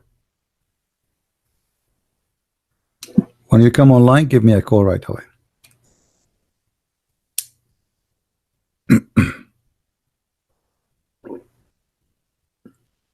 This is why we cannot consider Islam like even as a cult. It's a stupid cult. You see, there is some cults. They are smart. They have. I mean, I don't know how any human being can believe in such a madness.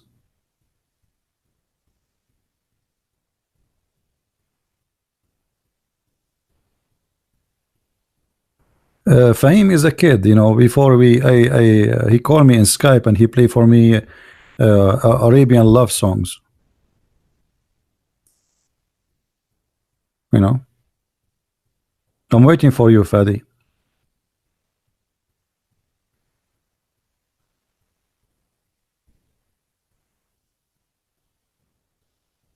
Yeah, look like he trying to make a date or something.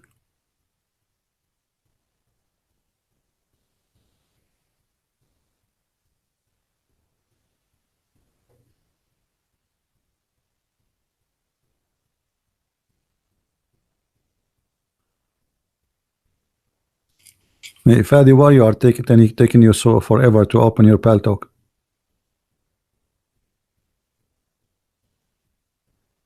Fahim saying don't talk bad. Okay, I'm not going to talk bad. So we cannot read the Quran no more.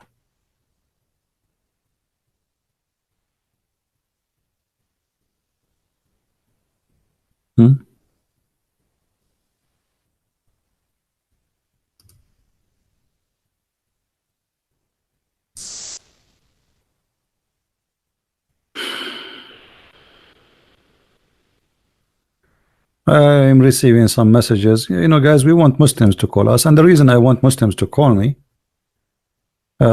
because I want people to hear the Muslim answers. You are Christian, what you will say to me? What I will say to you? I mean, there's no point. I want Muslims. We will give them a chance to answer, to talk, and to hear their side of the story. Right?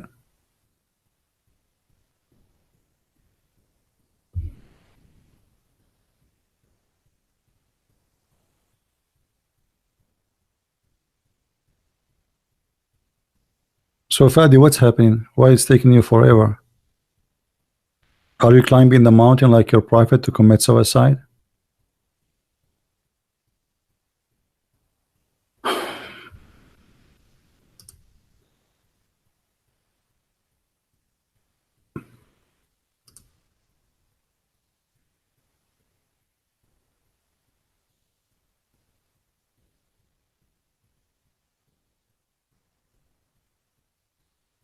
Maybe he was just, you know, making things up. He want to call.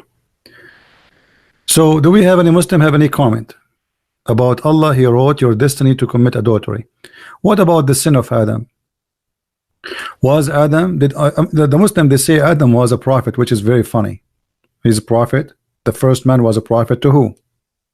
Anyway, and what kind of a prophet? He was kicked out of heaven. Look what happened in the story of Adam. Even the story of Adam in Islam proven to us that Muhammad is a false prophet. According to Islam, according to Muhammad, the sin of Adam was a fate. It was not a choice of Adam. Read carefully. This is Sahih Bukhari, very Sahih Hadith. Allah Apostle said Adam and Moses met, and Moses said to Adam, you are the one who made the people miserable and turned them out away from paradise. Adam said, you are the one who Allah selected him, spoke to him, etc. And then he said to him, do you find that written in my fate before my creation? I mean, do you blame me? It's written in my fate. The sin I did, this is written in my fate. Have nothing to do with my sin. Have you ever heard of a stupid thing like this before? So even Adam, he is a victim of Allah. In the other, you know, if you remember, we have a guy. He called me and he said, yes, Allah, he made Adam commit sin because he was looking for a victim so he will be known. You believe it?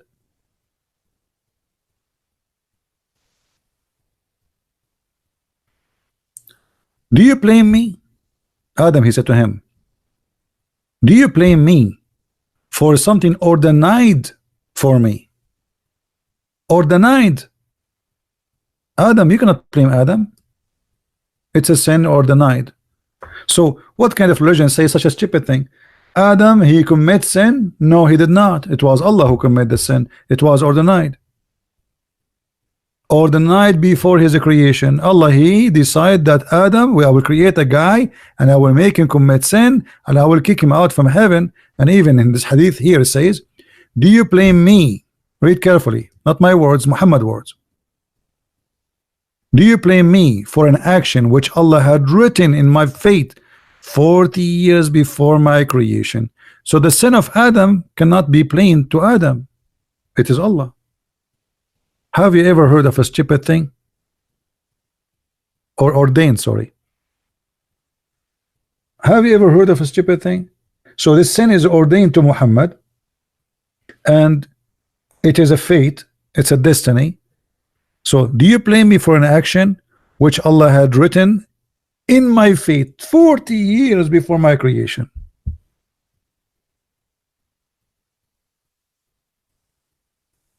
What do you say, Muslims? So our sin, and we cannot be blamed for. So what is hell and heaven about then in Islam? I mean, how stupid this story is. If Adam commits sin because Allah, he forced him to commit sin, and we cannot blame Adam for his sin, and we showed you that Allah, he wrote the sin of every human being, his portion of sin, it's in his fate. So why we are going to be punished?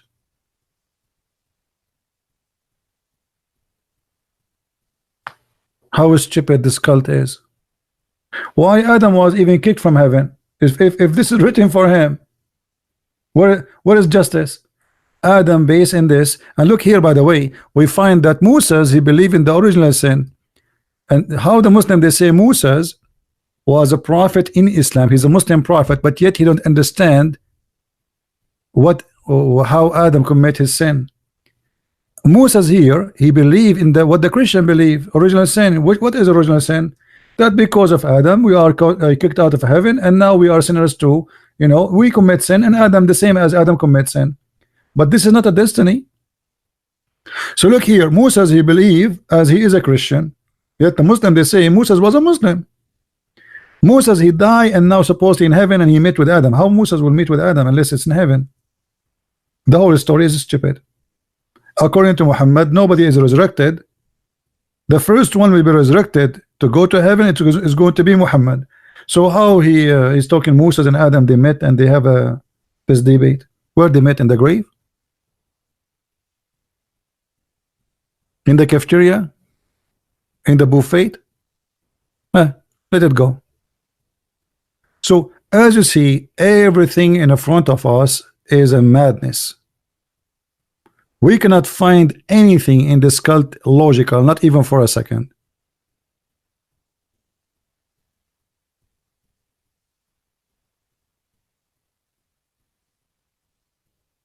Any Muhammadan have a comment?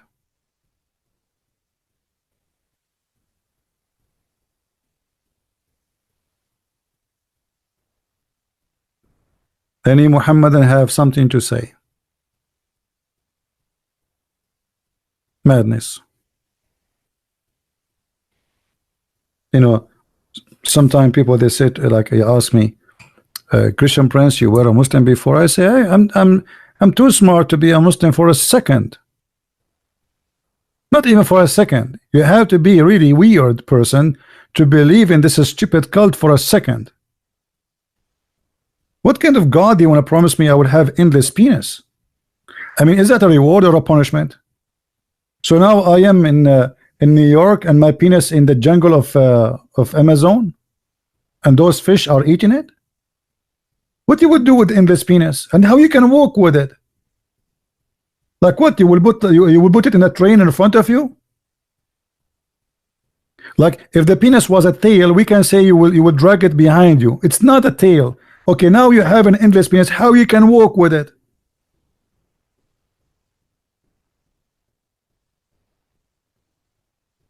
And what kind of God he opened for me Las Vegas? Like, you know, there is 70 women, they are waiting. What does that mean? This is scary. 72 women at least. The lowest reward is 72 women. The lowest reward. What they would do with them?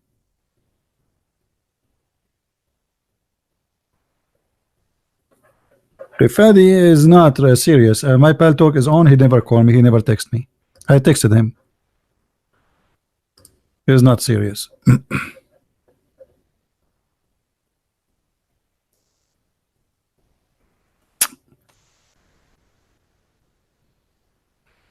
Any Abdul?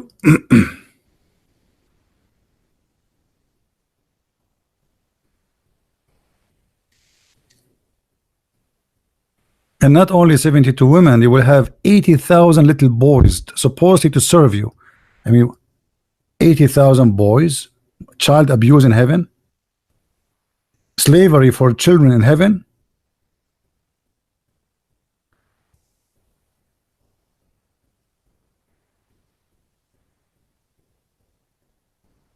What they would do to me? The least of the people in paradise in possession is one with 80,000 boy, not servant. Suppose they are servant, yeah, but they are boys. The Quran speak about them. And then 72 women, and every woman, look at this. All the people in paradise, they will be 30 years old. All the men, they will be 30 years old.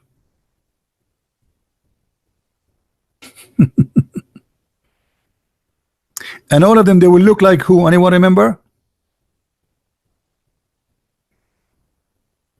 Anyone remember? They will look like who? Who remember?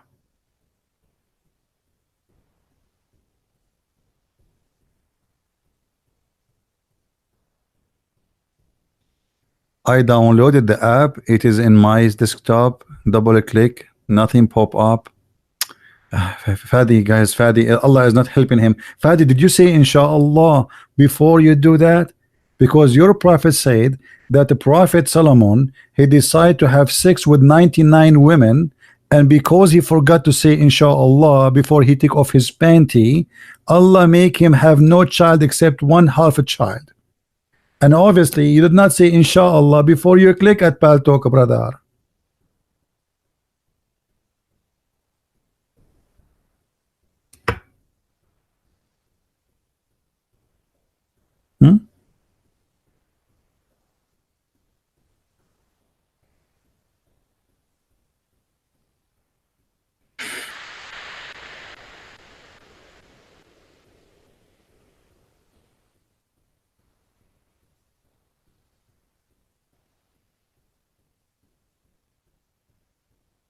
Any Abdul?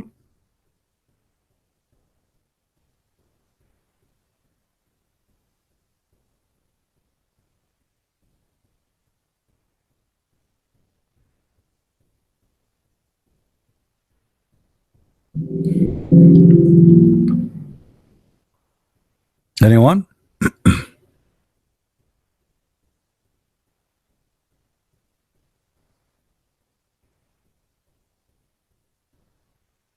But anyway, you know, like there is a good news at the end of the day. Muhammad, do you believe Al Mahdi is an antichrist? There's nothing is called Al Mahdi. Mahdi is a stupid story. What Mahdi? All the story of this Mahdi is fabrication. They believe he is born from the side of the leg of his mother. Why? Because no way Al Mahdi he will be born of a vagina, brother. You see, those people who been forced to convert to Islam, they used to have their own cult before Islam, and when they are forced to a new religion, they brought from their cults many stories. The same as Muhammad, Islam is a collection of cults.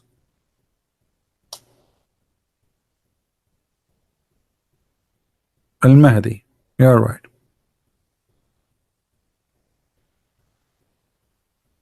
Yeah, from the side of her leg, because come on. By the way, my mom, she gave birth to me from her tooth. Don't you hear these days they say Bluetooth, Bluetooth? Do you know why? Because my mother, when she gave birth to me, it was very painful in her tooth, and her tooth became blue. Since then, they start saying Bluetooth. That's why we say that we are the Arab, we are the first one who come with the Bluetooth. Al-Mahdi, his mother, she gave birth to him from the side of her leg. And all the idiot believe in that.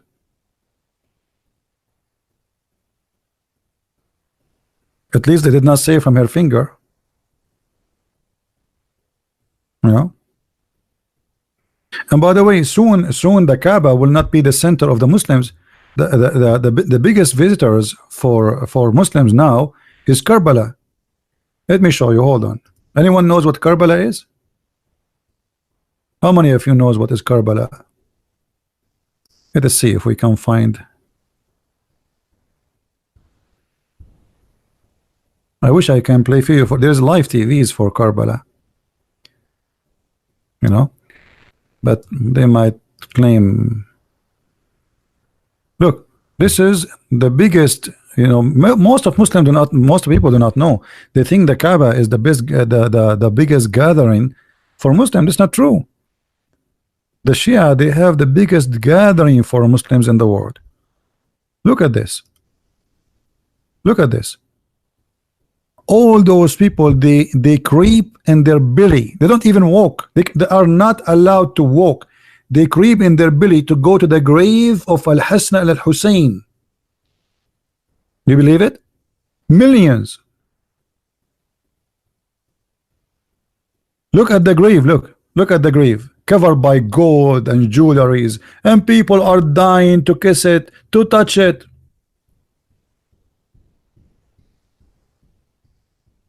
They beat themselves. They cut themselves with knives. Mecca is gone. Mecca is history, and the Shia Islam is taking over. Shia, a lot of Muslim Sunni are leaving to Shiaism.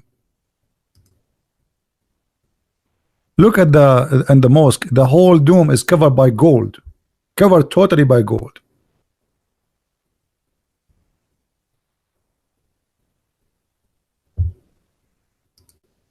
You see? Look. The Kaaba is nothing.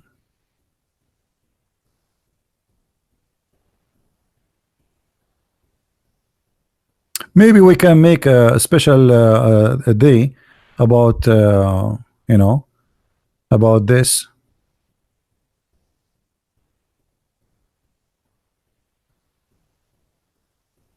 Do you see how they are covered by gold? Do you see it? Totally by gold. And when they go to this square, they don't. When they go inside the square, they don't walk. They go like in their belly. They creep.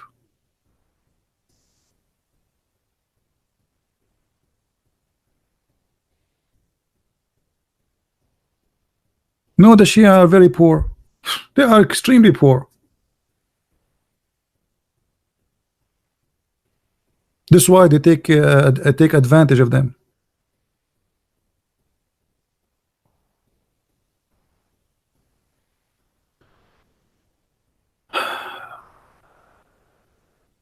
What is what? Appetizing? I'm not sure what this word mean, Benny Yusuf. Appetizing? What appetizing mean? Is that from appetite? What make people like it, you mean? Well, because Shia are, you see, there's many things the Sunni they changed in their cult, and there's many things the Shia they changed in the cult of Muhammad. As an example, the Shia are truthful more when they say that the Mut'ah never been cancelled, and this is the truth. The Quran, the verse is there. The Muslim Sunni, they changed, but the Shia they changed a lot too. So both of them, they are in competition, and they claim that you are the one who will go to hell, we are going to go to heaven. But you know, but both of them, they have a lot of, I mean, everything they believe in is garbage.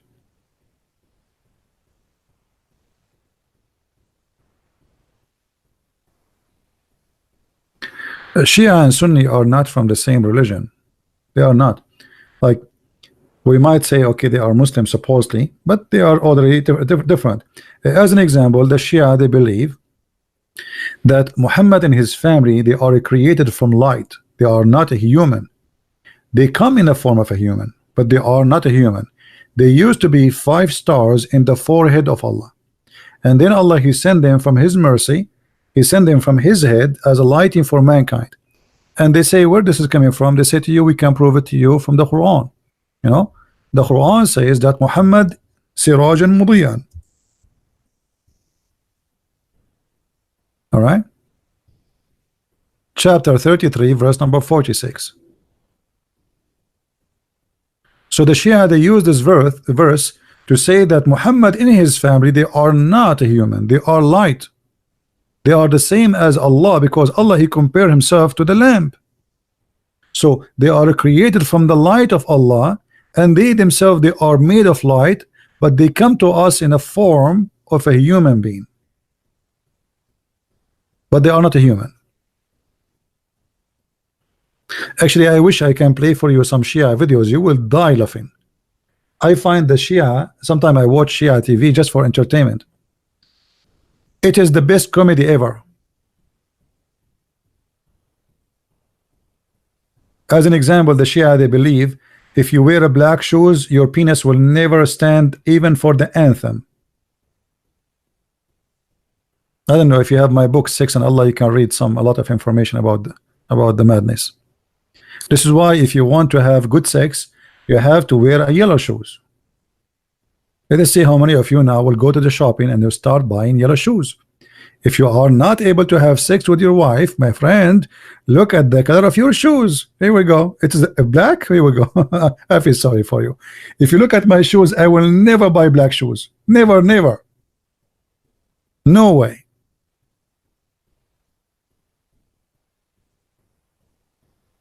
What link? You want link now for the store? Get my book.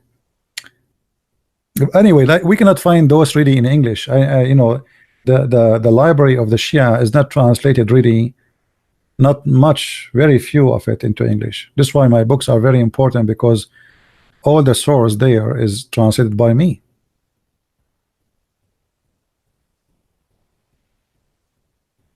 How did Ahlul Bayt get killed if they all had a perfect knowledge?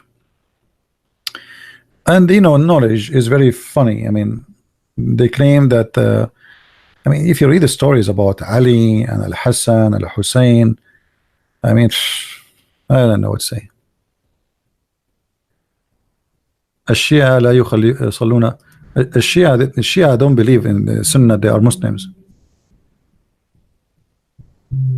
Shia, they play taqiyya, you know, very much taqiyya, so which means taqiyya. So if you go, if you are a Shia between Muslim Sunni, he will say, oh, we love you, we are Muslim like you, but you know, but this is just for protection. Let us show you some reference, even though this is not our topic for today, but we can add some spice to the topic. But maybe it's better to make a you know, just a video about. All right, as an example, if you wash in a dish or a container, if you wash yourself from a container made from mud, anyone knows what will happen to you? Who remember?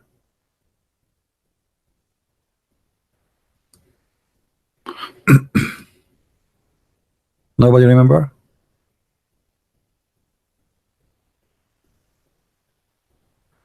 So if you use such a dish, you will become a gay. I'm just warning you. You know, those in old days, people don't have a container made from metals. I mean, most of people, they are poor, so they make a mud, right? And the mud is burned. This is usually is made in Egypt. So if you make a mud and you make a dish from mud and you wash with it, then you know, bad things will happen to you. And the most important thing will happen, you will have a, if not you, your son will be a gay. All right, let me show you some reference. Hold on. This is like the Shia.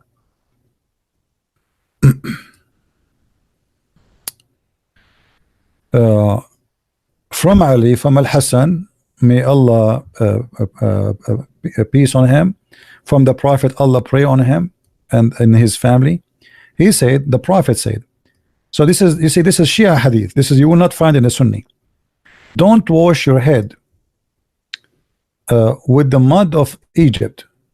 He don't mean really washing your head by the mud itself, but like putting your water in the container have made from mud, because it's going to make you lose your jealousy, which means if your wife she sleep around, you will not be jealous, and you will you know, your children after you will be pimps, you know, okay, they will let their women sleep around.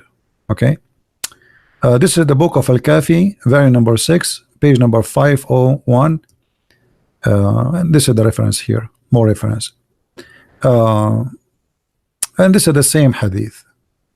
Okay, yeah, here in this hadith here it says,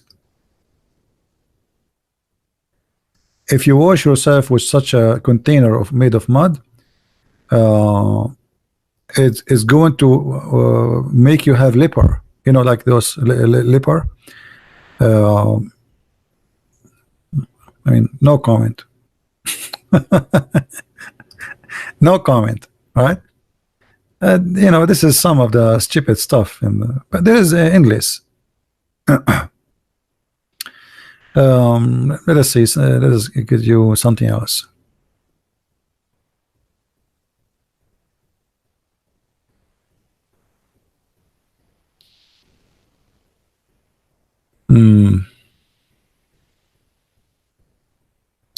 If you have sex with your wife from behind, your son is going to be mute. Oh, sorry, not from behind. If you speak, sorry, if you speak when you are having sex with your wife, I don't want to go in details, but when you are going to enter, you know what I mean? I'm not going to talk more. When you go the entry business, then your son will be mute. Let us see. Here we go. This is the hadith. The book of Shaykh Hadi Najafi, volume number 9, page number 404. It says,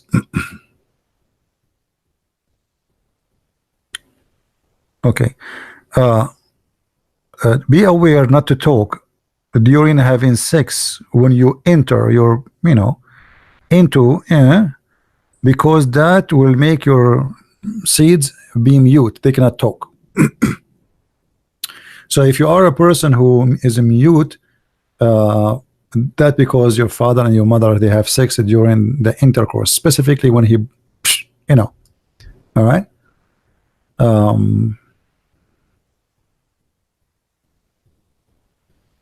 I mean, all those stories, and the book of Al-Kafi, by the way, is the same as Al-Bukhari for the Sunni. So Al-Kafi is like when you say Kafi, the book of Al-Kafi is the same as Al-Bukhari, the most authentic reference for the Shia. All right,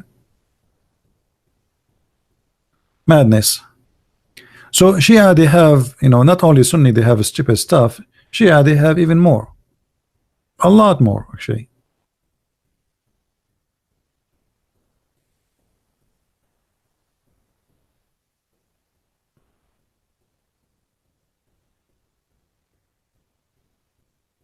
Do we have any Muslim have a comment? Al-Kafi, not Al-Kafir. Al-Kafi. Al-Kafi. Let me type it for you.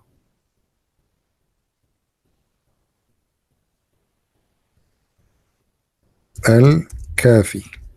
Oh, I'm typing in yellow. Hold on.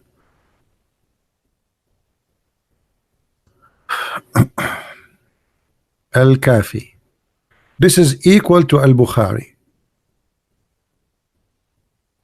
But this is a Shia book, which means if you read from this book to a Muslim Sunni, he don't accept it. Okay? Now both of them, they are hypocrite. If there is a hadith in this book they like, they say we accept it. You know what I mean? The same as the Shia. They say Al-Bukhari is full of garbage. They don't accept it. But the second the hadith is fit with their religion, they say we accept it.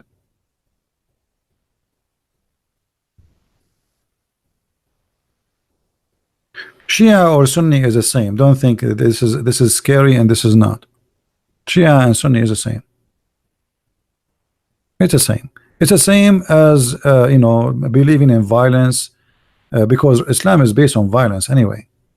You see, even the grandsons of Muhammad, they've been killed by Muslims. This is telling you a lot about Islam, the nature of Islam.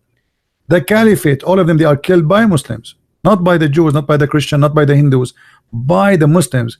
Grandsons, the family of Muhammad, killed by Muslims. What do you want more? Which is better? None. None. Both of them, they practice taqiyya and they lie. But Shia, I find that Shia, let us say if Muslim Sunni, they like maybe 85% of the time, Shia, they are skyrocketing in lying. Like they are 110 of 100 lies. Nobody beat the Shia in lying. Like there's a guy, his name Imam Tawhidi. I'm sure many of you heard of him, right? This guy is a big fat liar. If you speak Arabic and you watch my debate with the head of the Shia in USA, the guy, his name Sheikh, what his name? Hisham al-Husseini. Hisham al-Husseini. He was even a consultant for the idiot George Bush. So when they brought him to debate me, the guy in the beginning, he starts saying, we Muslims and Christians, we live together. I mean, if you listen to this guy, he's talking like about honeymoon time. I mean, at that time we are having the debate, Christians are being slaughtered in Iraq, and he is making a speech about how nice and Christians and Muslims living together, brother. And I made him shish kebab. If you watch the debate, you will see the guy, his head is flipping. And then in the beginning he was nice, and then he said we are going to cleanse the earth from people like you. Look how they change. Shia, you see what the Shia do? In the beginning, Christians and Muslims, we are brothers, and then he said clearly that he will cleanse the Zionists. He accused me to be a Zionist. Anyone who say the truth is a Zionist, and he will cleanse Israel from people like me, which means the Zionists supposedly.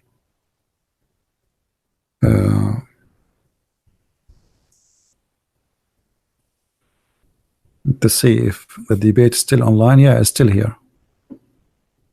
Yeah, this is the debate here.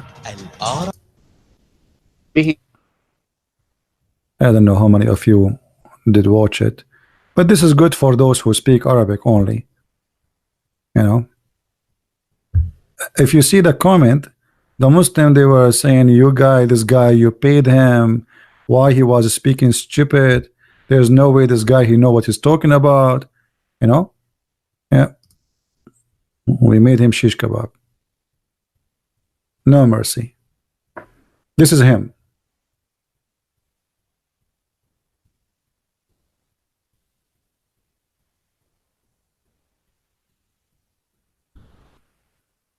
And this is the problem. Since we have debate with those people, you know, nobody dare to come and debate me. That's it. Like it's one time mistake. It's one time mistake. You can't repeat it again. All right. And then if you go like now, he started flipping his head at the end. You should see what happened. Let's move to the end. He started dancing his head, flipping. He is angry, and look at him. Look now. Look at him. Those who speak Arabic, yeah.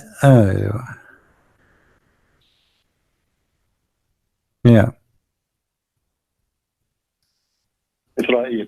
كلما I don't know. I was talking what I'm saying here كيف with the headphone. تهاجم أمريكا وتدافع عن إيران، ونحن ليس لنا علاقة أصلا بالموضوع بإيران. هو من تكلم عن إيران، نحن نتكلم عن القرآن وإذ به يقفز إلى إيران، ثم تقول أنكم دين سلام. أليست الآية في القرآن كتقول ولا تهنوا وتدعوا إلى السلم وأنتم الأعلون، بمعناه أنكم لا تقبلون السلم. And the funny guys, he is a Muslim sheikh. He cannot speak good Arabic, classic Arabic.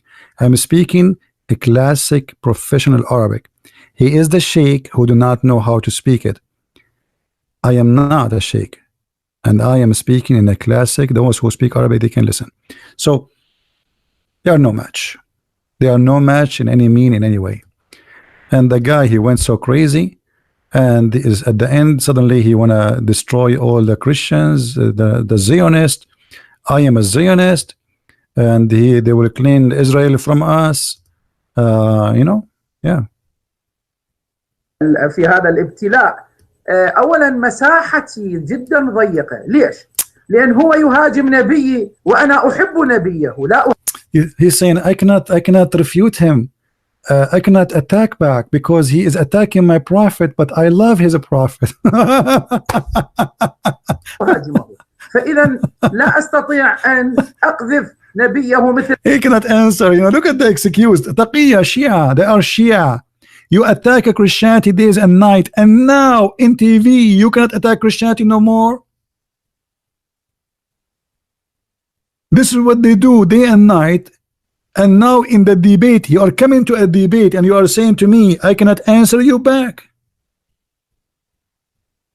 And why? Because he loved my prophet. Oh boy. Cry. Cry, cry. ليس بعادل لأن نبينا محمد، فتريدني أن أستسلم إلى كفرك، إلى حقدك، إلى نقافك، إلى نفاقك، إلى صهيونيتك. يا أخي ما هذه المزعطة، ما هذه المهزلة، والله إنه ظلم، اللهم اشهد. على كل حال أنا أدافع عن مبادئ عيسى ومبادئ موسى ومبادئ. Anyway, those who speak Arabic, they can watch and they can laugh. All right, guys, anything else? Anything else?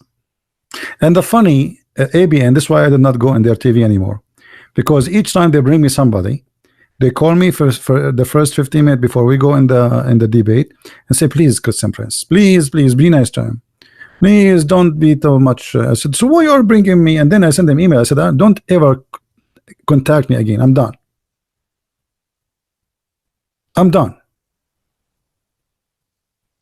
You know, like they bring you to debate a Muslim and they don't want you to debate him. What do you mean be nice?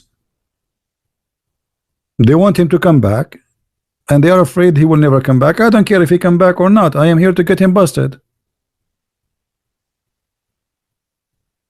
Yeah, the debate name Muhammad, actually the video appear in 2 places. I think this is their main channel, not main channel.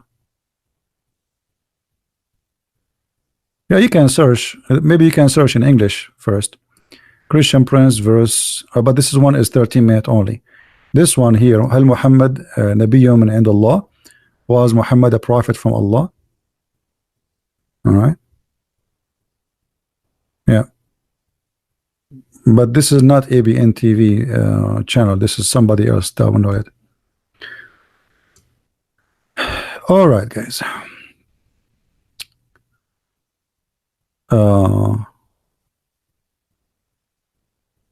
Can you show more hadith of Al-Kafi? The whole Kafi is a joke. Everything there.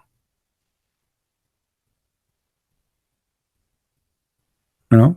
Which hadith I will show you.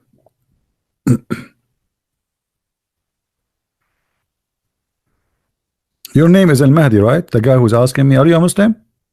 Do you know that Al-Mahdi is going to appear in the judgment day and he is going to be naked? He will appear in the front of the sun in the sky and he is totally naked. Do you know that? The guy who called himself Al-Mahdi? Are you a Shia, my friend? Al-Mahdi?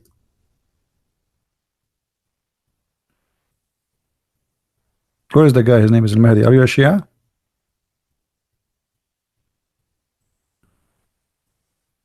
He will appear in the sky and he is wearing no clothes, and he will appear in the front of the sun, like he is in the sky, the sun behind him. And you can you can imagine the effect. I don't know why you are a Shia. Okay, let me find you the hadith then.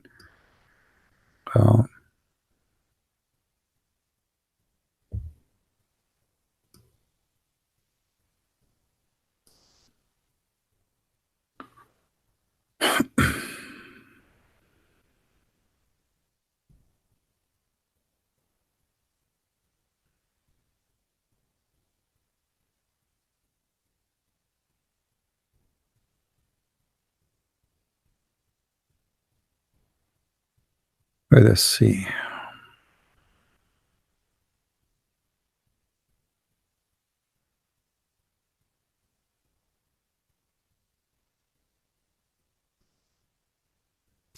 All right. You see, I don't want to show you from a place which is not Shia.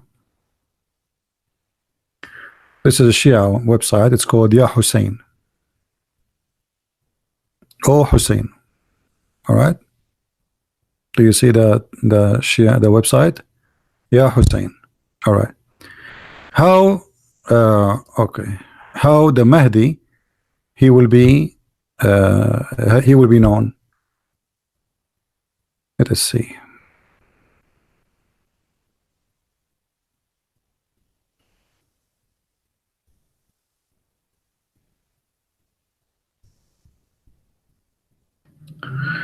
Read the reference with me. The book of حق اليقين لمحمد الباقر المجلسي, page number 347. إن من علامات ظهور المهدي أنه سيظهر عاريا أمام قرص الشمس. Do you see it? Did you see it, Mr. Mahdi? As long as you are a Shia. Let me see if I can get you more official links for this.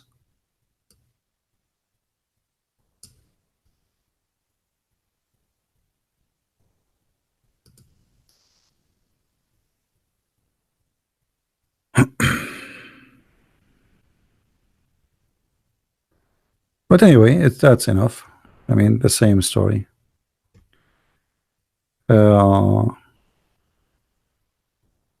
What is the sign of somebody he is an imam, according to the Shia?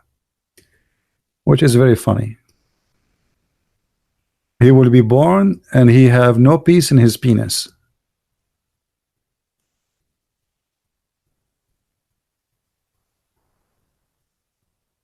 Which means he is circumcised. And if he fell in the ground, he will fall in his bum, not in his side, or you know. And his eyes never sleep. I'm just trying to remember. Yeah, and his fart and his piss is like musk, like perfume. Let me see if I can find you that.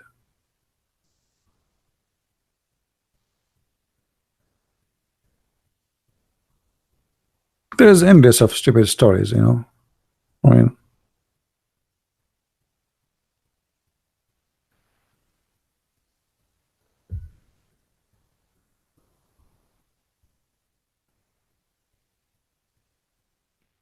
all right, this is from Al-Kafi, as long as you like Al-Kafi.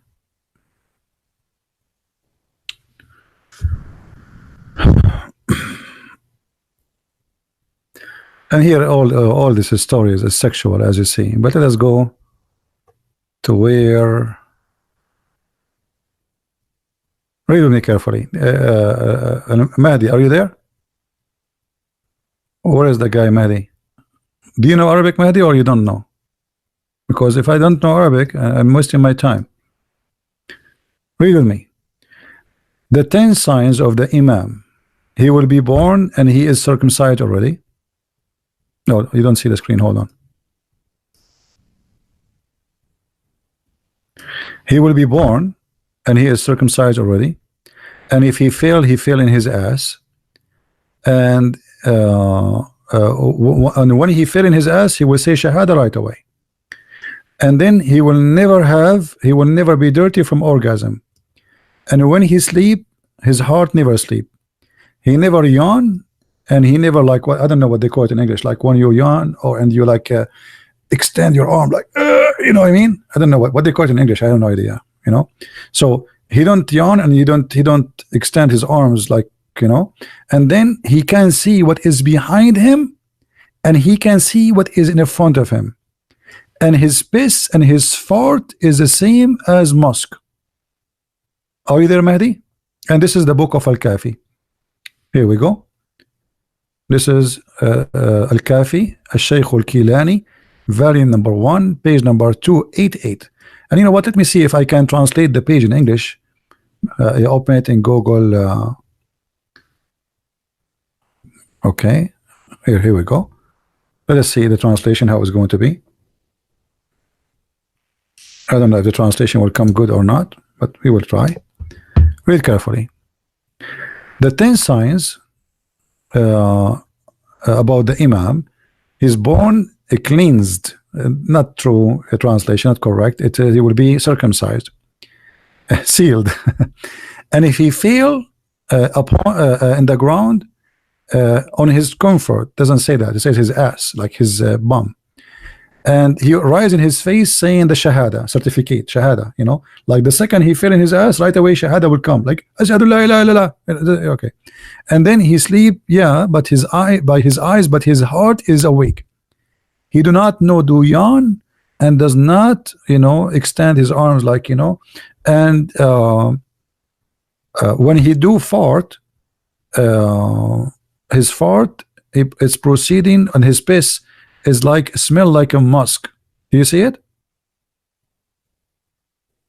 Are you there, Mahdi? This is your books. This is your the same as Al-Bukhari for the Sunni.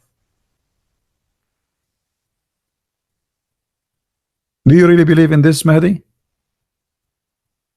What do you think? By the way, you know, when I fart too, my fart smell like musk. Actually, I'm thinking to sell some of it in Amazon or some stuff, you know. Do you really believe in this, Mahdi?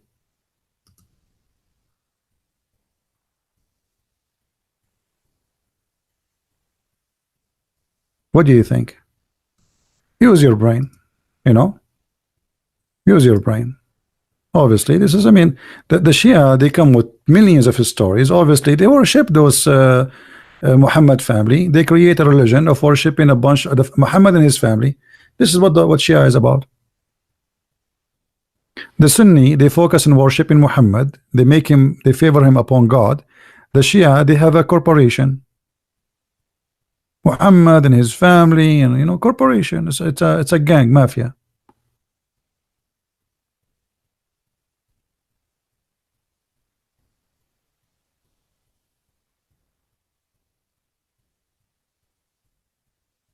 Any Shia want to say something? Who won the link? Who won the link? But I don't know if it's going to open for you because this is now translation. If you want, I can give it to you, no problem. But let us see if it's going to go through. Is it coming? I don't know if it's going to open for you in English or in Arabic. But however, if it's open in English, in Arabic, you can click at the page and then click at translate. You know how to do that, right? And then Google will choose the language you choose to translate. Some Sunni believe Jesus is greater than Muhammad. No, this is not true. Not a single Sunni believe in that.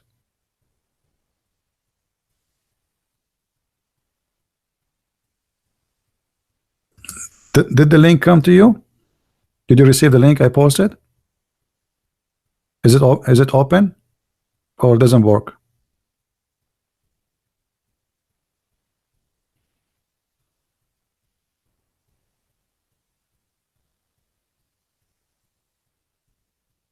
Okay, yeah, you can click at the page. You click at the page in the background of the page here, and then you can choose to translate. You know, you can choose to translate. And it's at the end, you go down, and here you will see another funny story, you know, about sexuality, a woman having sex, whatever, blah blah blah blah. Madness.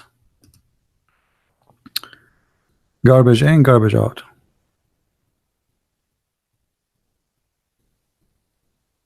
Any Abdul?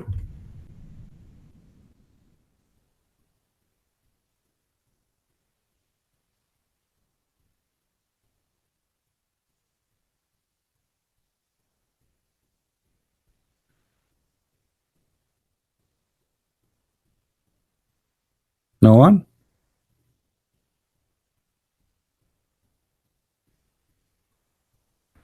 Let me find you the one about the yellow shoes. Hold on. Yellow shoes.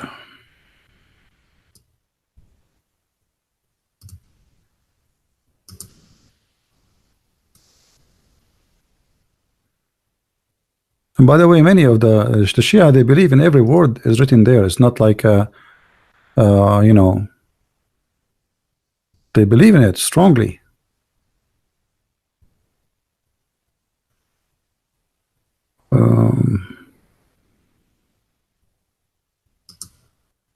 Here we go. This is the book of Wasail al-Shia. It's the same as Al-Kafi too. I hope Mr. Al-Mahdi is listening and reading with us. It says here,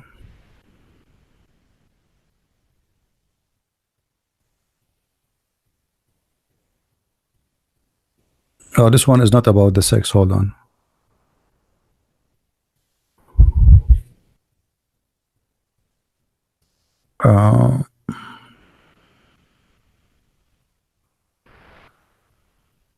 Maybe, okay, I think maybe the second page.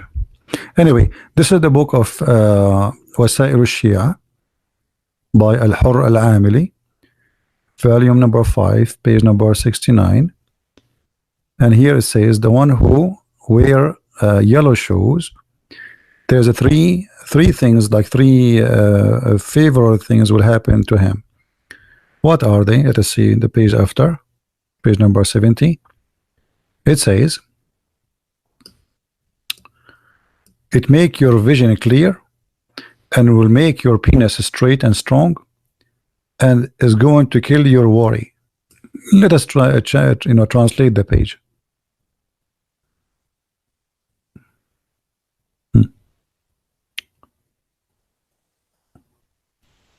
So three things will happen if you wear yellow shoes. What is number one? It clear your vision,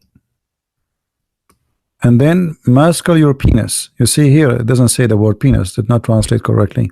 So it mascle your penis. Your penis will be very powerful. You can break concrete with it, or if you have like a walnut, you want to break it, you can use your penis. And then will kill all the concern you have in your life. This is all because you wear yellow shoes. I don't know how many of you wear yellow shoes, but I hope women, they will not wear yellow shoes, because okay, the women, she don't have a penis. What will happen? They will grow one. Are you there, Al-Mahdi? Too bad the translation is not really good, you know, but Google what you can do.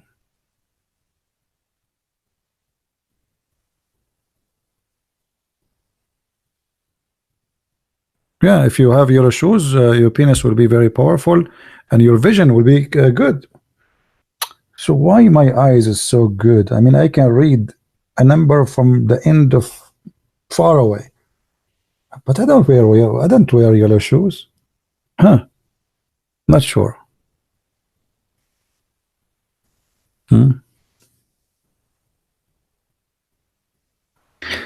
Anyway, guys, I think we have enough for now, and we try to. I will try to come tomorrow.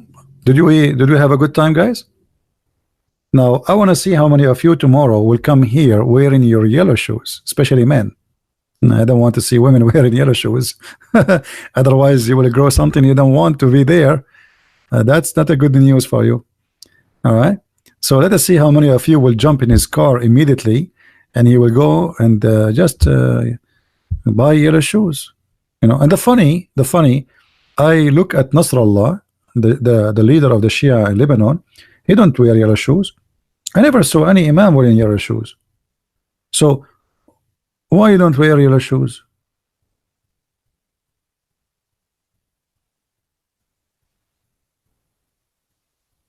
Let me give you the link here. But as you see, a translation is not good. Let me switch to the original page, and then you can, at least you have the original one in Arabic. Even YouTube did not allow it to go through because the link was so long. But anyway, this is the Arabic one. Oh, did not go through too. Hold on.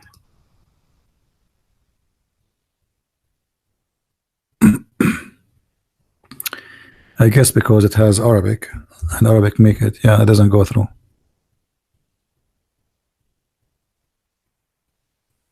All right. Anyway, guys, don't forget to download the videos. As you know, we don't keep them. Download them, share them. You can cut them pieces. We spoke about many topics. You don't need to make them all one long video. You can download the video as one piece, and then you can cut it and post, make it many videos, and that will be easier for people to learn and to understand. And I assure you, many of the Muslims who watch our videos in the beginning, they reject, they fight, they get angry, but they will see, okay, this guy is showing us everything in front of us, correct?